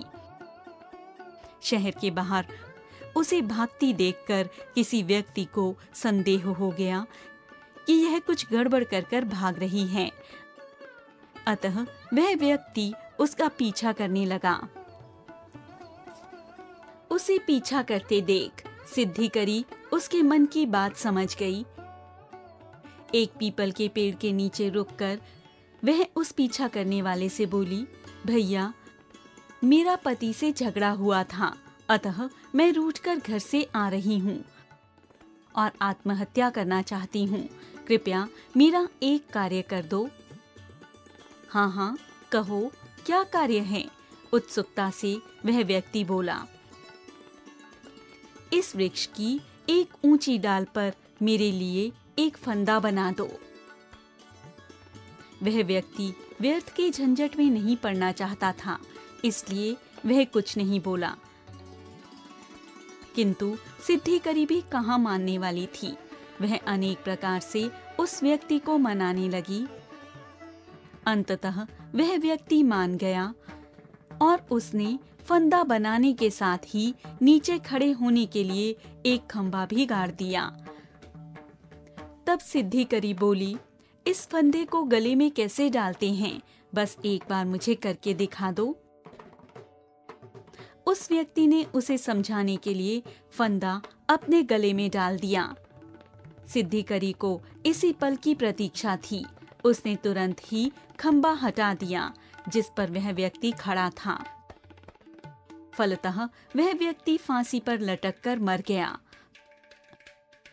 प्रातःकाल जब वैश्य को सिद्धिकरी की करतूत का पता चला तो वह अपने सेवक को लेकर उसका पता लगाने निकल पड़ा। उसने दूर से ही सिद्धिकरी को पीपल के पास खड़ी देखा तो वहां जा पहुंचा। उसे आते देखकर सिद्धिकरी तुरंत वृक्ष पर चढ़ गई और पत्तों के बीच जा छिपी। वहां जाने पर व्यापारी को वह दिखाई नहीं दी तो वह समझ गया कि वह पेड़ पर चढ़ गई होगी। अतः उसने सेवक को पेड़ पर चढ़ा दिया। सेवक को देख सिद्धिकरी धीरे से उससे बोली, तुम बहुत सुंदर हो, मैं तुम पर आसक्त हूँ, आओ बैठकर प्रेम करें। उसके यौवन को देखकर वह सेवक भी उस पर मुग्ध था। उसने जैसे ही सिद्धिकरी को अपनी बाहों में लिया, सिद्धिकरी ने उसके होंठों से अपने होंठ मिला दिए। बेचारे सेवक ने अपनी जीभ बाहर निकाली कि सिद्धिकरी ने उसे दांतों से जड़ सहित काट डाला। मुंह से खून बहता हुआ दर्द से तिलमिलाता सेवक नीचे गिर पड़ा। जीभ कट जाने से सेवक कुछ नहीं बोल पा रहा था। उसे देख व्यापारी भयभीत हो उठा। उसने समझ लिया कि पेड़ पर कोई पिशाच है जिसने सेवक की ऐसी दुर्गति कर दी है। अतः उसने न आव देखा न ताव, सिर पर पैर रखकर वहां से भाग खड़ा हुआ। इसके बाद सिद्धिकरी नीचे उतरी और धन की पोटली लेकर अपने घर चली गई। इसके बाद वह स्त्री बोली, सिद्धिकरी इस प्रकार प्रतिभाशाली है, उसी के कारण मैं धनी बन गई हूँ। तभी सिद्धिकरी भी वहां आ पहुंची। उस स्त्री ने उनका उससे परिचय कराया और फिर बोली, अब तुम बताओ, तुम किस प्रकार की स्त्री चाहते हो, मैं तुम्हारा कार्य कर देता हूँ, मैं तुम्हारा कार्य कराती हूँ। उन वैश्य पुत्रों ने देवस्मिता के विषय में बताया तो वह पुनः बोली, चिंता की कोई बात नहीं, तुम यहीं हमारे पास रुक जाओ, तुम्हारा कार्य अवश्य हो जाएगा। उन्हें अपने यहाँ ठहराकर वह स्त्री अपनी शिष्या सिद्धिकरी के साथ देवस्मिता के घर गई। देवस्मिता ने उसे अंदर बुलाया। वह उस स्त्री को अच्छी तरह जानती थी, अतः उसे अपने घर आई देख उसे बड़ा आश्चर्य हुआ। देवस्मिता को आशीर्वाद देकर योगकर्णिका नामक वह स्त्री बोली, पुत्री, मैं कई दिनों से तुमसे मिलना चाहती थी किंतु समय ही नहीं मिला। आज रात्रि स्वप्न में मैंने तुम्हें बड़ा दुखी और उदास देखा, अतः तुमसे मिलने चली आई हूँ। हाय हाय, पति बिना तुम्हारी क्या दशा हो गई है। यह रूप, यह यौवन और पति परदेश में। इस प्रकार की बातें कह उस दिन योगकर्णिका वापस लौट आई। दूसरे दिन वह कुछ मांस के टुकड़े बाहर बंधी कुतिया के सामने फेंककर अंदर चली गई। मांस में बहुत अधिक मिर्ची मिली थी। उसे खाकर कुतिया कूं कूं करके रोने लगी। उसकी आंखों से पानी बहने लगा। अंदर जाकर योगकर्णिका भी रोने लगी।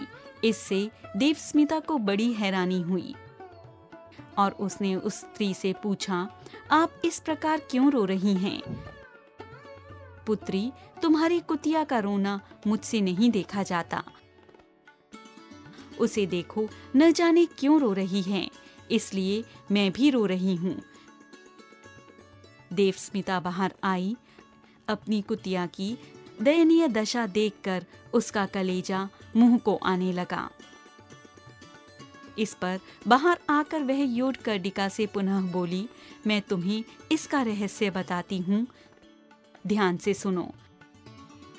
फिर वह एक मनगढ़ंत कथा सुनाने लगी। पिछले जन्म में मैं और यह कुतिया एक ब्राह्मण की पत्नियां थी। हमारा पति राजा का सेवक था, अतः उसे यदा कदा बाहर जाना पड़ता। उसकी अनुपस्थिति में मैंने कभी भी इंद्रियों का दमन नहीं किया। मैं इच्छानुसार पर पुरुषों से रमण करती रही और मैंने इसे परम धर्म समझा।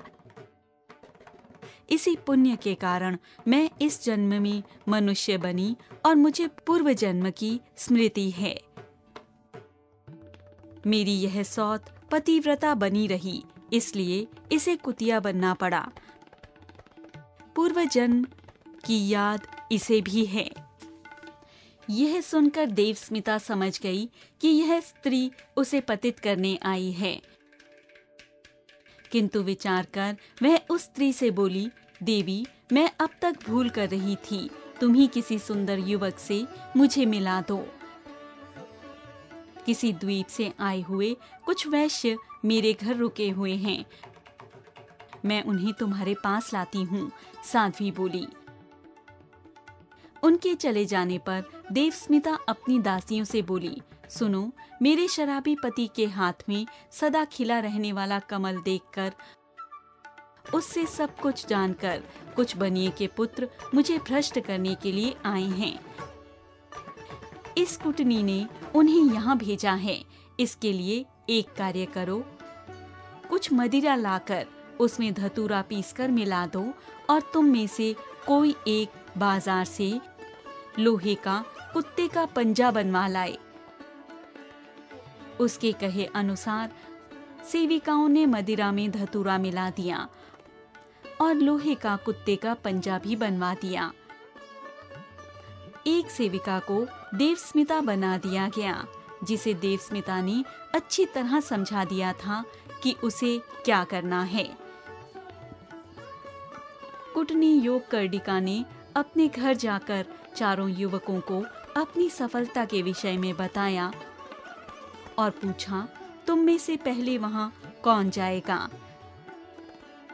चारों युवक पहले मैं कहने लगे। कुटनी ने किसी प्रकार उन्हें समझाया और एक को अपनी शिष्या के वेश में देवस्मिता के घर ले गई। संध्या के समय अपनी शिष्या के वेश में उस युवक को देवस्मिता के घर पहुंचाकर कुटनी वापस आ गई। वह वैश्य पुत्र जब नकली देवस्मिता के पास पहुंचा तो उसका स्वागत धतूरा मिली मदिरा के साथ किया गया। उसे इतनी मदिरा पिलाई गई कि वह बेहोश हो गया। तब देवस्मिता की सेविकाओं ने उसके सारे वस्त्र उतार डाले और आभूषण भी रख लिए। इसके बाद लोहे से बने हुए कुत्ते के पंजे को अग्नि से लाल करके उसके माथे पर दाग कर उसे रात्रि में ही एक गंदे नाले में डाल दिया गया। उसने सारी रात वहीं बिताई। प्रातः वह जब उस नाले से निकला, किसी तरह नदी के पास जाकर उसने स्नान किया। फिर उस कुटनी योग कर्डिका के घर पहुंचा। उसे इस प्रकार नंग धड़ंग आया देख अन्य युवक उससे पूछने लगे, यह क्या हुआ? वह तो मूर्ख बन ही चुका था, अतः सभी को मूर्ख बनाना चाहता था। यही योजना बनाते हुए वह बोला, भैया क्या कहूँ, सुबह सुबह देवस्मिता के घर से आ रहा था, मार्ग में चोरों ने सब कुछ छीन लिया। साथियों ने उसे नए कपड़े पहनाए और उसकी मरहम पट्टी की तो वह बोला, मैं सारी रात सो नहीं पाया हूँ, अतः अब सोना चाहता हूँ। उसके सो जाने पर दूसरा युवक उसी प्रकार देवस्मिता के घर पहुंचा। वहां जाकर उसकी भी पहले वाले की जैसी दशा हुई। लौटने पर उसने भी यही कह दिया कि चोरों ने उसकी ऐसी दशा कर दी है। वह भी पट्टी बंधवाकर सो गया। तीसरे और चौथे युवक के साथ भी यही हुआ, किंतु हर एक अपने साथ घटी घटना को दूसरे से छिपाता रहा। आए थे हरि भजन को, ओटन लगे कपास।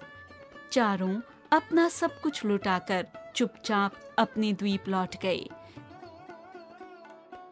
साध्वी कुटनी बड़ी प्रसन्न थी, कि उसे अपने कार्य में सफलता मिल गई है।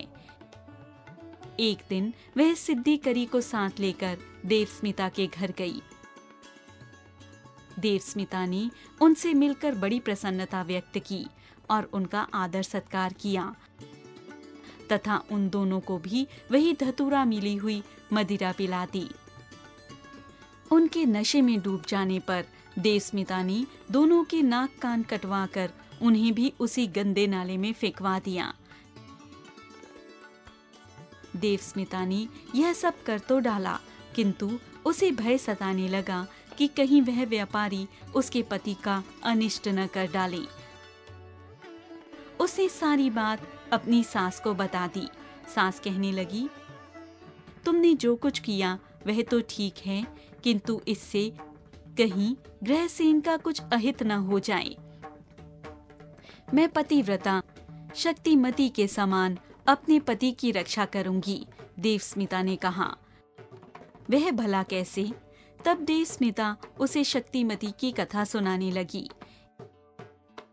एक नगर के मंदिर में महायक्ष की मूर्ति थी।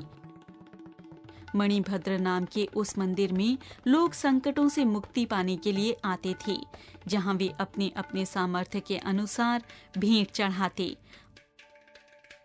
उस मंदिर में यदि कोई पुरुष किसी अन्य स्त्री के साथ जाता तो रात्र भर के लिए उन्हें मंदिर के गर्भगृह में बंद कर दिया जाता था।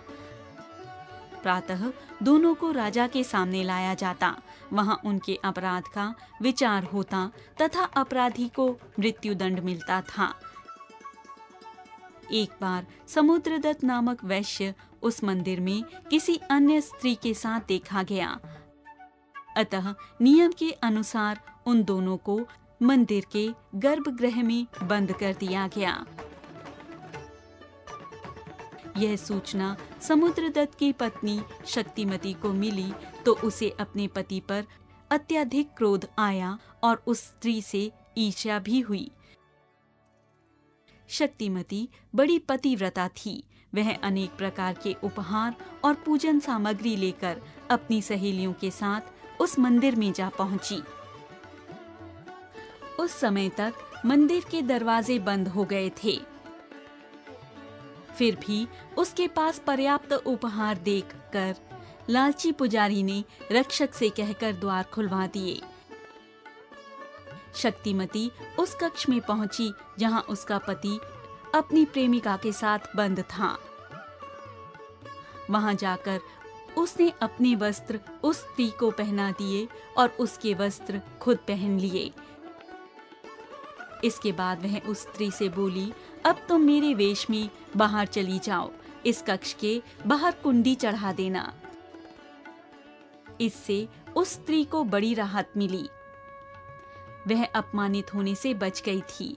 अतः शक्तिमती को 100 धन्यवाद देती हुई वह वहां से चली गई। प्रातःकाल द्वार खुलने पर रक्षक ने समुद्रदत्त को अपनी पत्नी के साथ देखा। यह सूचना मिलने पर राजा ने समुद्रदत्त को तो मुक्त कर दिया, किंतु रक्षक को दंडित किया। यह कथा सुनाकर देवस्मिता अपनी सास से बोली, इसी प्रकार मैं भी अपने पति की रक्षा करूंगी। तत्पश्चात उसने अपनी सेविकाओं को बनियों के वेश में बदल डाला और स्वयं भी व्यापारी बनकर उनके साथ कटह द्वीप को चल पड़ी। वहां जाकर उसने अपने पति के निवास स्थान के पास ही अपना निवास बनाया। वहां जाकर वह पति पर दृष्टि रखने लगी। एक बार वह उस बाजार में गई जहां उसका पति व्यापारियों के साथ किसी दुकान पर बैठा था। पुरुषधारी देवस्मिता को देखकर ग्रहसेन आश्चर्य में पड़ गया। उसकी मुख मुद्रा अपनी पत्नी के समान देखकर वह चिंतित होने लगा। उस द्वीप में पहुंचने पर देवस्मिता वहां के राजा के पास पहुंची और बोली, महाराज, मुझे अपनी एक मामले का फैसला कराना है, अतः आप अपने सभी नागरिकों को एक स्थान पर बुलाने की कृपा करें। उत्सुकता के साथ राजा ने सबको बुलवाया और देवस्मिता को अपना पक्ष प्रस्तुत करने की आज्ञा दी। तो उसने कहा, महाराज, मेरे 4 दास भागकर आपके राज्य में आए हैं, उन्हें मुझे सौंपने की कृपा करें।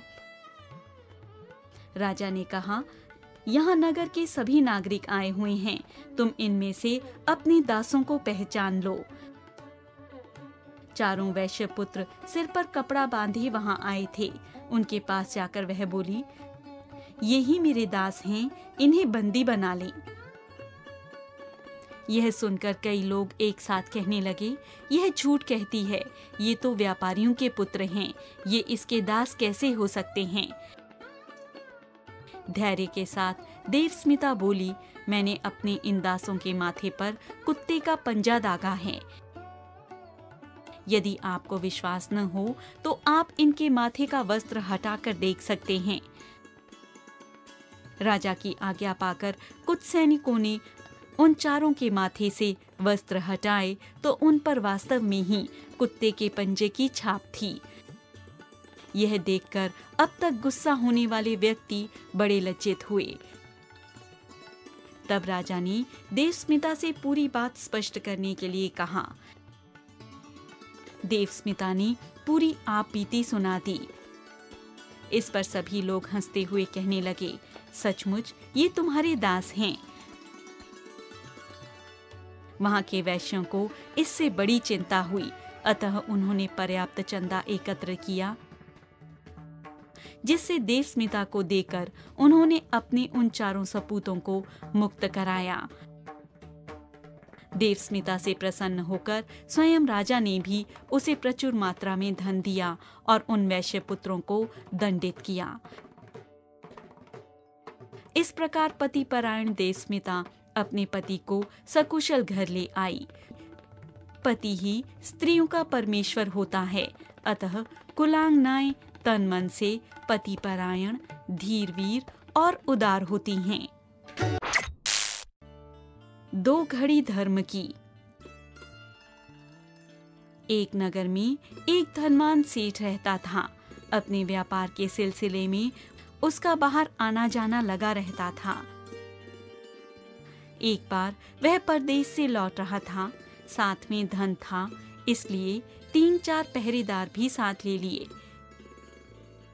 लेकिन जब वह अपने नगर के नजदीक पहुंचा तो सोचा कि अब क्या डरना, इन पहरेदारों को यदि घर ले जाऊंगा तो भोजन कराना पड़ेगा, अच्छा होगा यहीं से विदा कर दूं। उसने पहरेदारों को वापस भेज दिया। दुर्भाग्य देखिए कि वह कुछ ही कदम आगे बढ़ा कि अचानक डाकुओं ने उसे घेर लिया। डाकुओं को देखकर सेठ का कलेजा हाथ में आ गया। सोचने लगा, ऐसा अंदेशा होता तो पहरेदारों को क्यों छोड़ता, आज तो बिना मौत मरना पड़ेगा। डाकू सेठ से उसका माल असबाब छीनने लगे। तभी उन डाकुओं में से 2 को सेठ ने पहचान लिया। वे दोनों कभी सेठ की दुकान पर काम कर चुके थे। उनका नाम लेकर सेठ बोला, अरे तुम फलां फलां हो क्या? अपना नाम सुनकर उन दोनों ने भी सेठ को ध्यानपूर्वक देखा। उन्होंने भी सेठ को पहचान लिया। उन्हें लगा इनके यहाँ पहले नौकरी की थी, इनका नमक खाया है, इनको लूटना ठीक नहीं। उन्होंने अपने बाकी साथियों से कहा, भाई इन्हें मत लूटो, ये हमारे पुराने सेठ जी हैं।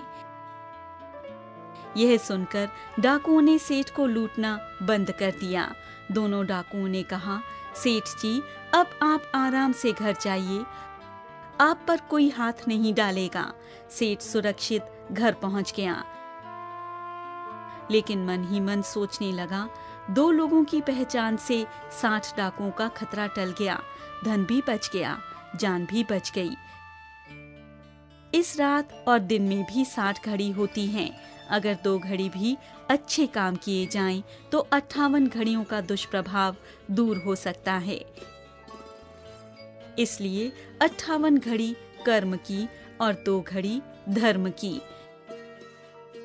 इस कहावत को ध्यान में रखते हुए अब मैं रोज 2 घड़ी भले काम अवश्य करूंगा। सच्ची सेवा। प्रसिद्ध विद्वान वाचस्पति मिश्र का विवाह कम आयु में ही हो गया था। जब वह विद्या अर्जित करके घर लौटे तो उन्होंने अपनी मां से वेदांत दर्शन पर ग्रंथ लिखने की आज्ञा मांगी। उन्होंने कहा कि जब तक उनका ग्रंथ पूरा न हो तब तक उनका ध्यान भंग नहीं किया जाएगा। उनकी माता चूंकि काफी बूढ़ी हो चुकी थी, सो उन्होंने अपने पुत्र का साहित्य साधना में सहयोग करने के लिए अपनी पुत्रवधू भामती को बुला लिया। भामती ने वाचस्पति की सेवा का उत्तरदायित्व अपने ऊपर ले लिया। कुछ समय बाद माताजी का देहावसान हो गया। भामती तन-मन से पति की सेवा में लगी रही। वाचस्पति मिश्र साहित्य साधना में ऐसे लीन रहे कि उन्हें इस बात का बोध ही नहीं हो पाया कि उनकी सेवा कौन कर रहा है। इस प्रकार 30 वर्ष की अवधि बीत गई। एक शाम दीपक का तेल खत्म हो गया, लेकिन तभी वाचस्पति मिश्र का ग्रंथ भी पूरा हो गया। दीपक के बुझने से भामती को बड़ा दुख हुआ। उसने सोचा कि वाचस्पति को लिखने में नाहक बाधा पड़ी। वह अन्य काम छोड़कर दीपक में जल्दी जल्दी तेल डालने लगी। अपने लेखन से अभी अभी मुक्त हुए वाचस्पति ने जब अपनी पुस्तक से सिर उठाया तो अपने सामने एक अपरिचित नारी को देखकर चौंक गए।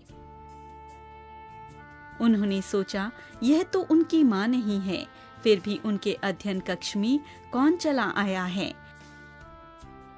उन्होंने आदर पूर्वक पूछा, हे देवी, आप कौन हैं? भामती ने कहा, हे देव, मैं आपकी पत्नी हूँ। सुनकर वाचस्पति मिश्र जैसे सघन निद्रा से जागे और पूछ बैठे, देवी, तुम्हारा नाम क्या है? उसने उसी तरह सकुचाते हुए कहा, मेरा नाम भामती है। वाचस्पति मिश्र उनके त्याग और सेवा भाव से इतने प्रभावित हुए कि उन्होंने तत्काल कलम उठाई और अपने ग्रंथ पर लिखा, भामती। इस तरह उन्होंने अपनी पुस्तक का नाम अपनी पत्नी के नाम पर रखा और भामती को उसकी सेवा का पुरस्कार देने की कोशिश की। जब गुलाम ने बादशाह को किया लाजवाब। जीवन दर्शन तैमूर लंग गुलामों को बेचने का सौदा करता था। उसने गुलाम अहमदी से अपनी स्वयं की कीमत पूछी। अहमदी ने तर्कपूर्ण जवाब दिया, 2 अशरफी।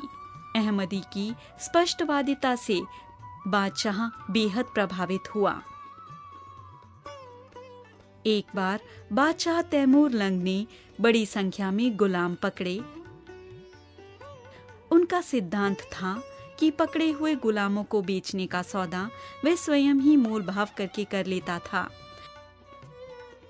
उसने अपने विश्वस्त सेवकों को आदेश दिया कि सभी गुलामों को विक्रय स्थल पर एकत्रित कर दे। जब सेवकों ने यह कार्य कर दिया तब वह बड़ी शान से वहां पहुंचा और बैठ गया। उसने सभी गुलामों पर एक विजय दृष्टि डाली और फिर एक गुलाम को अपने पास बुलाया। वह गुलाम कोई और नहीं बल्कि तुर्किस्तान के दार्शनिक अहमदी थे। तैमूर लंग ने अहमदी से प्रश्न किया, बताओ तुम्हारे पास खड़े इन 2 गुलामों की कीमत कितनी होनी चाहिए? अहमदी ने कहा, ये समझदार और मेहनती दिखाई देते हैं, अतः इनकी कीमत 4000 अशरफियों से कम तो नहीं होनी चाहिए। तैमूर लंग ने फिर पूछा, मेरी कीमत क्या हो सकती है? कुछ सोचकर अहमदी बोले, 2 अशरफी। विस्मित तैमूर लंग गुस्से में गरजा, मेरा इतना अपमान, इतने पैसों की तो मेरी चादर है। निर्भयता के साथ दार्शनिक अहमदी ने तैमूरलंग के तमतमाए चेहरे को देखकर कहा, यह कीमत तो मैंने तुम्हारी चादर ही देखकर बताई है। तुम्हारे जैसे अत्याचारी और अकर्मण्य बादशाह की कीमत तो एक छद्दाम भी नहीं हो सकती। अहमदी की निर्भीकता और स्पष्टवादिता ने तैमूरलंग के गुस्से को ठंडा कर दिया और उसने उसे मुक्त कर दिया। दरअसल किसी भी व्यक्ति का मूल्यांकन उसकी योग्यता और कार्यक्षमता के आधार पर ही होता है। यदि व्यक्ति योग्य है और कर्मठ भी है तो वह लाख का है। इसके विपरीत अयोग्यता व अकर्मण्यता व्यक्ति को खाक का दर्जा देते हैं। तूफान की त्रासदी में भी धैर्य नहीं खोया उर्मिला ने। यह सच्ची घटना ओडिशा की है। उर्मिला दास अपनी छोटे से परिवार, पति और 2 बच्चों में प्रसन्न थी। वे निर्धन थे किंतु गुजारे लायक कमा लेते थे। कम साधनों में भी पर्याप्त संतुष्टि का भाव उसके परिवार में था और इसीलिए वे आनंद से जीवन व्यतीत कर रहे थे। किंतु एक दिन ऐसा आया कि इस परिवार की खुशियों पर ग्रहण लग गया। उड़ीसा में उन दिनों भयंकर तूफान आया जिसने चारों तरफ तबाही मचा दी। उर्मिला का गांव भी इस तूफान में नष्ट हो गया। अधिकांश लोग मारे गए। उर्मिला, उसके पति और बच्चे भी पानी की भीषण लहरों में बहने लगे। सभी एक दूसरे को बचाने की चेष्टा में लगे थे, किंतु जल का आवेग अत्यंत प्रबल था। उर्मिला ने जैसे तैसे दोनों बच्चों को थाम लिया, किंतु पति को न बचा पाई। 3 दिन तक वह और उसके बच्चे एक पेड़ पर बैठे रहे। जब तूफान थमा तो उसके पास न पति था न घर। कुछ दिन वह अपने साथ गुजरे हादसे के कारण असंतुलित रही, किंतु फिर दोनों बच्चों का ख्याल कर पुनः उठ खड़ी हुई। उसने काम करना शुरू किया और बच्चों को स्कूल भेजने लगी। धीरे धीरे उसने सब कुछ संभाल लिया। न केवल अपने परिवार का भला किया, बल्कि जब गुजरात में भूकंप की सूचना उसे मिली तो उसने झोला उठाया, घर घर जाकर मुट्ठी भर राशन दान किया। इसके अलावा यथासंभव घायलों और बेघरों की सहायता की। वस्तुतः किसी भी त्रासदी के प्रत्यक्षदर्शी के लिए मानसिक संतुलन रख पाना अत्यंत कठिन होता है, लेकिन जो ऐसे में भी धैर्य रखते हुए अपने जीवन को पुनः सकारात्मकता की ओर मोड़ देते हैं, वे ही वास्तव में प्रेरणास्पद हैं। बुद्धिमान बलवान। किसी जंगल में एक शेर रहता था। वह नित्य ही हिरन, मोर, खरगोश इत्यादि जानवरों को मारकर खा जाता था। बेचारे जानवर शेर के आतंक से तंग आकर एक दिन जंगल के जानवरों मोर, हिरण, भैंस, खरगोश आदि ने मिलकर यह निर्णय किया कि वे सब शेर के पास जाएंगे और उससे सारी बात तय करेंगे। इस प्रकार सभी जानवर इकट्ठे होकर शेर के पास पहुंच गए और कहा, हे जंगल के राजा, आप हमारे साथ यह समझौता कर लें कि आप हम सबको एक साथ तंग नहीं करेंगे। हम आपके भोजन के लिए नित्य एक जानवर को यहीं पर बैठे बैठे भेज दिया करेंगे। उससे आपको भी कोई कष्ट नहीं होगा और हमें भी पता चल जाएगा कि हमारा जीवन कितना बाकी है।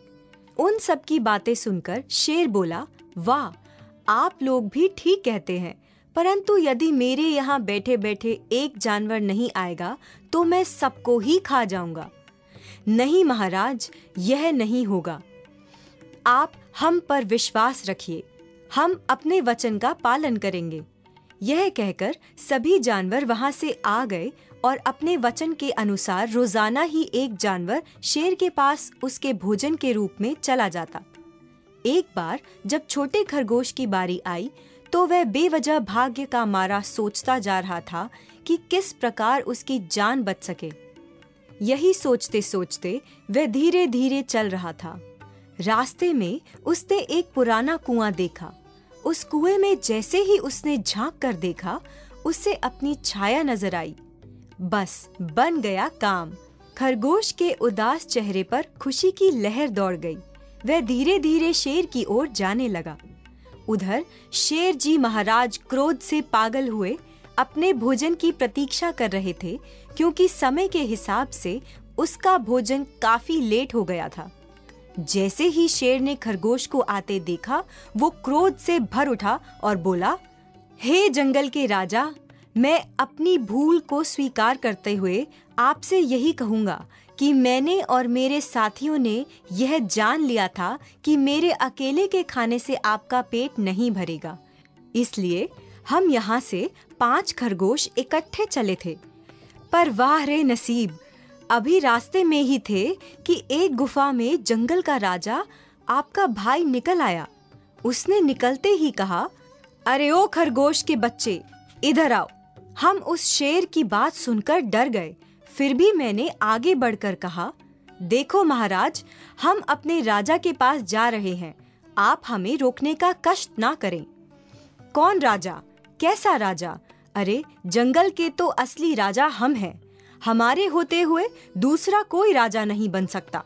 यदि कोई तुम्हारा राजा है तो 4 खरगोश को मेरे पास छोड़ जाओ। अब निर्णय करके ही रहेंगे कि कौन इस जंगल का राजा है। सो मैं वहां से भाग आया। अब आप ही बताओ हम क्या करें? यह सुनते ही शेर को और भी क्रोध आ गया। उसने खरगोश की ओर देखकर कहा, मेरे मित्र, चलो आज हम उसे देखते हैं।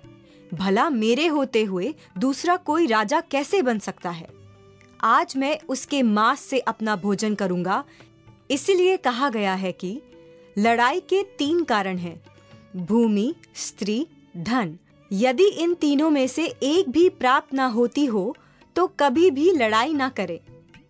खरगोश ने कहा, महाराज, यह सत्य है कि अपनी भूमि पर और ऐश्वर्य के कारण से ही बहादुर लोग युद्ध करते हैं, किंतु वह किले के सहारे में है। किले से निकलकर ही उसने हमें रोका था। किले के अंदर रहने वाले शत्रु को बड़ी कठिनाई से जीता जा सकता है। प्राचीन काल में हिरण्यकश्यप के डर के कारण गुरु बृहस्पति की आज्ञा से विश्वकर्म ने इंद्र किला बनाया था। उसने यह वर दिया था कि जिसके पास किला होगा वही इस पृथ्वी पर विजयी होगा। तभी हजारों किले बन गए। जैसे दांतों के बिना सांप, मस्ती के बिना हाथी सबके वश में आ जाते हैं, उसी प्रकार किले के राजा को भी जीत सकते हैं। खरगोश की बात सुन शेर गरज कर बोला, मेरे भाई, तू जल्दी से उस शेर को दिखा ताकि मैं उसे ठिकाने लगा सकूं। अपनी ताकत, इज्जत, मर्यादा और उत्साह को देखकर जो राजा युद्ध के लिए जाता है, वह अकेले ही परशुराम की भांति शत्रु को मारता है। महाराज, मैं आपकी सब बातों को मानता हूँ, किंतु यह बात याद रखें कि वह बड़ा बलवान है। मैंने उसे निकट से देखा है। उसकी ताकत जाने बिना आपको उसके पास नहीं जाना चाहिए। ओ पागल खरगोश, तुझे इन बातों से क्या लेना? मैं जंगल का राजा हूँ। मैं किसी चीज से नहीं डरता। चल, तू मेरे साथ उसका किला दिखा, फिर कोई बात करेंगे, समझा? खरगोश की चाल सफल हो गई थी। वह शेर को साथ लेकर कुएं के पास पहुंचा, जिसे वह पहले ही देख आया था।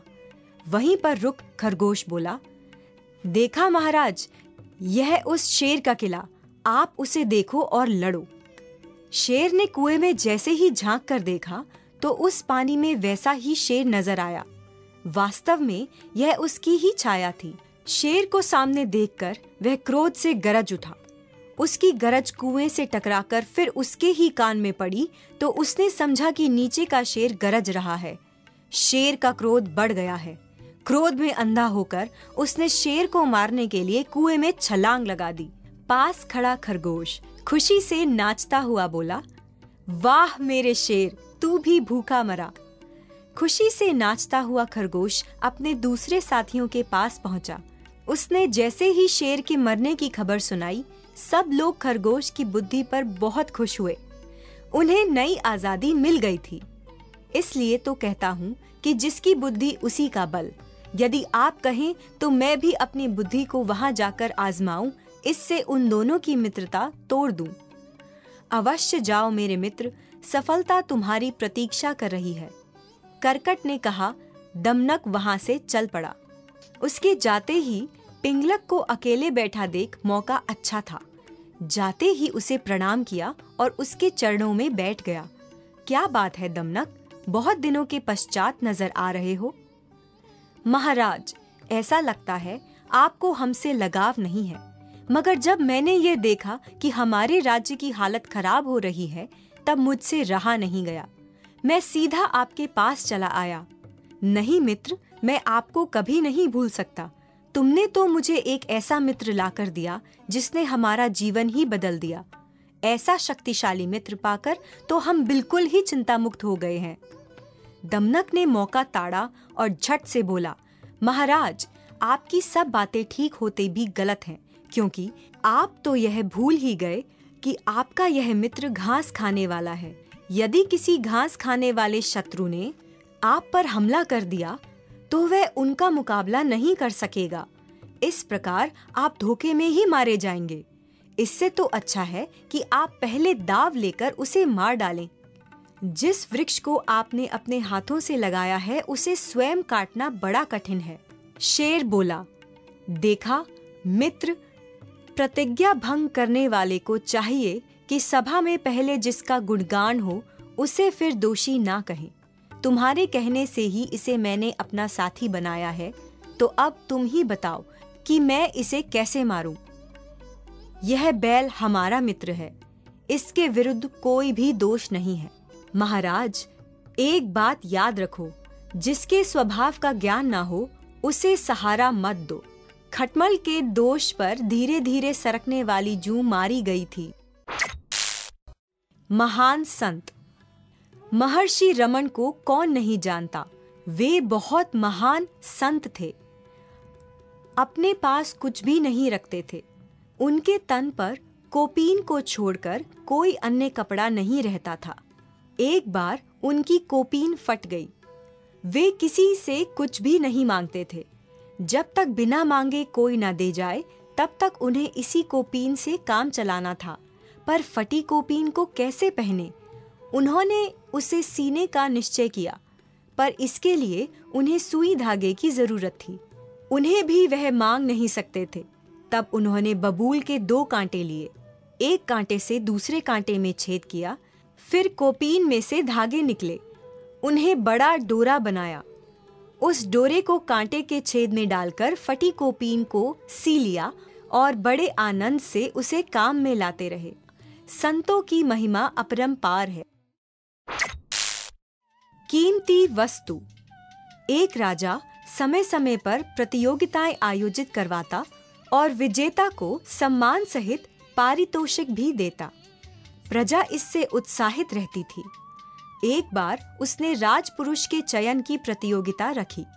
उसने एक वाटिका बनवाई जिसमें हर तरह की वस्तुएं रखी गई, लेकिन उन पर उनका मूल्य नहीं लिखा था।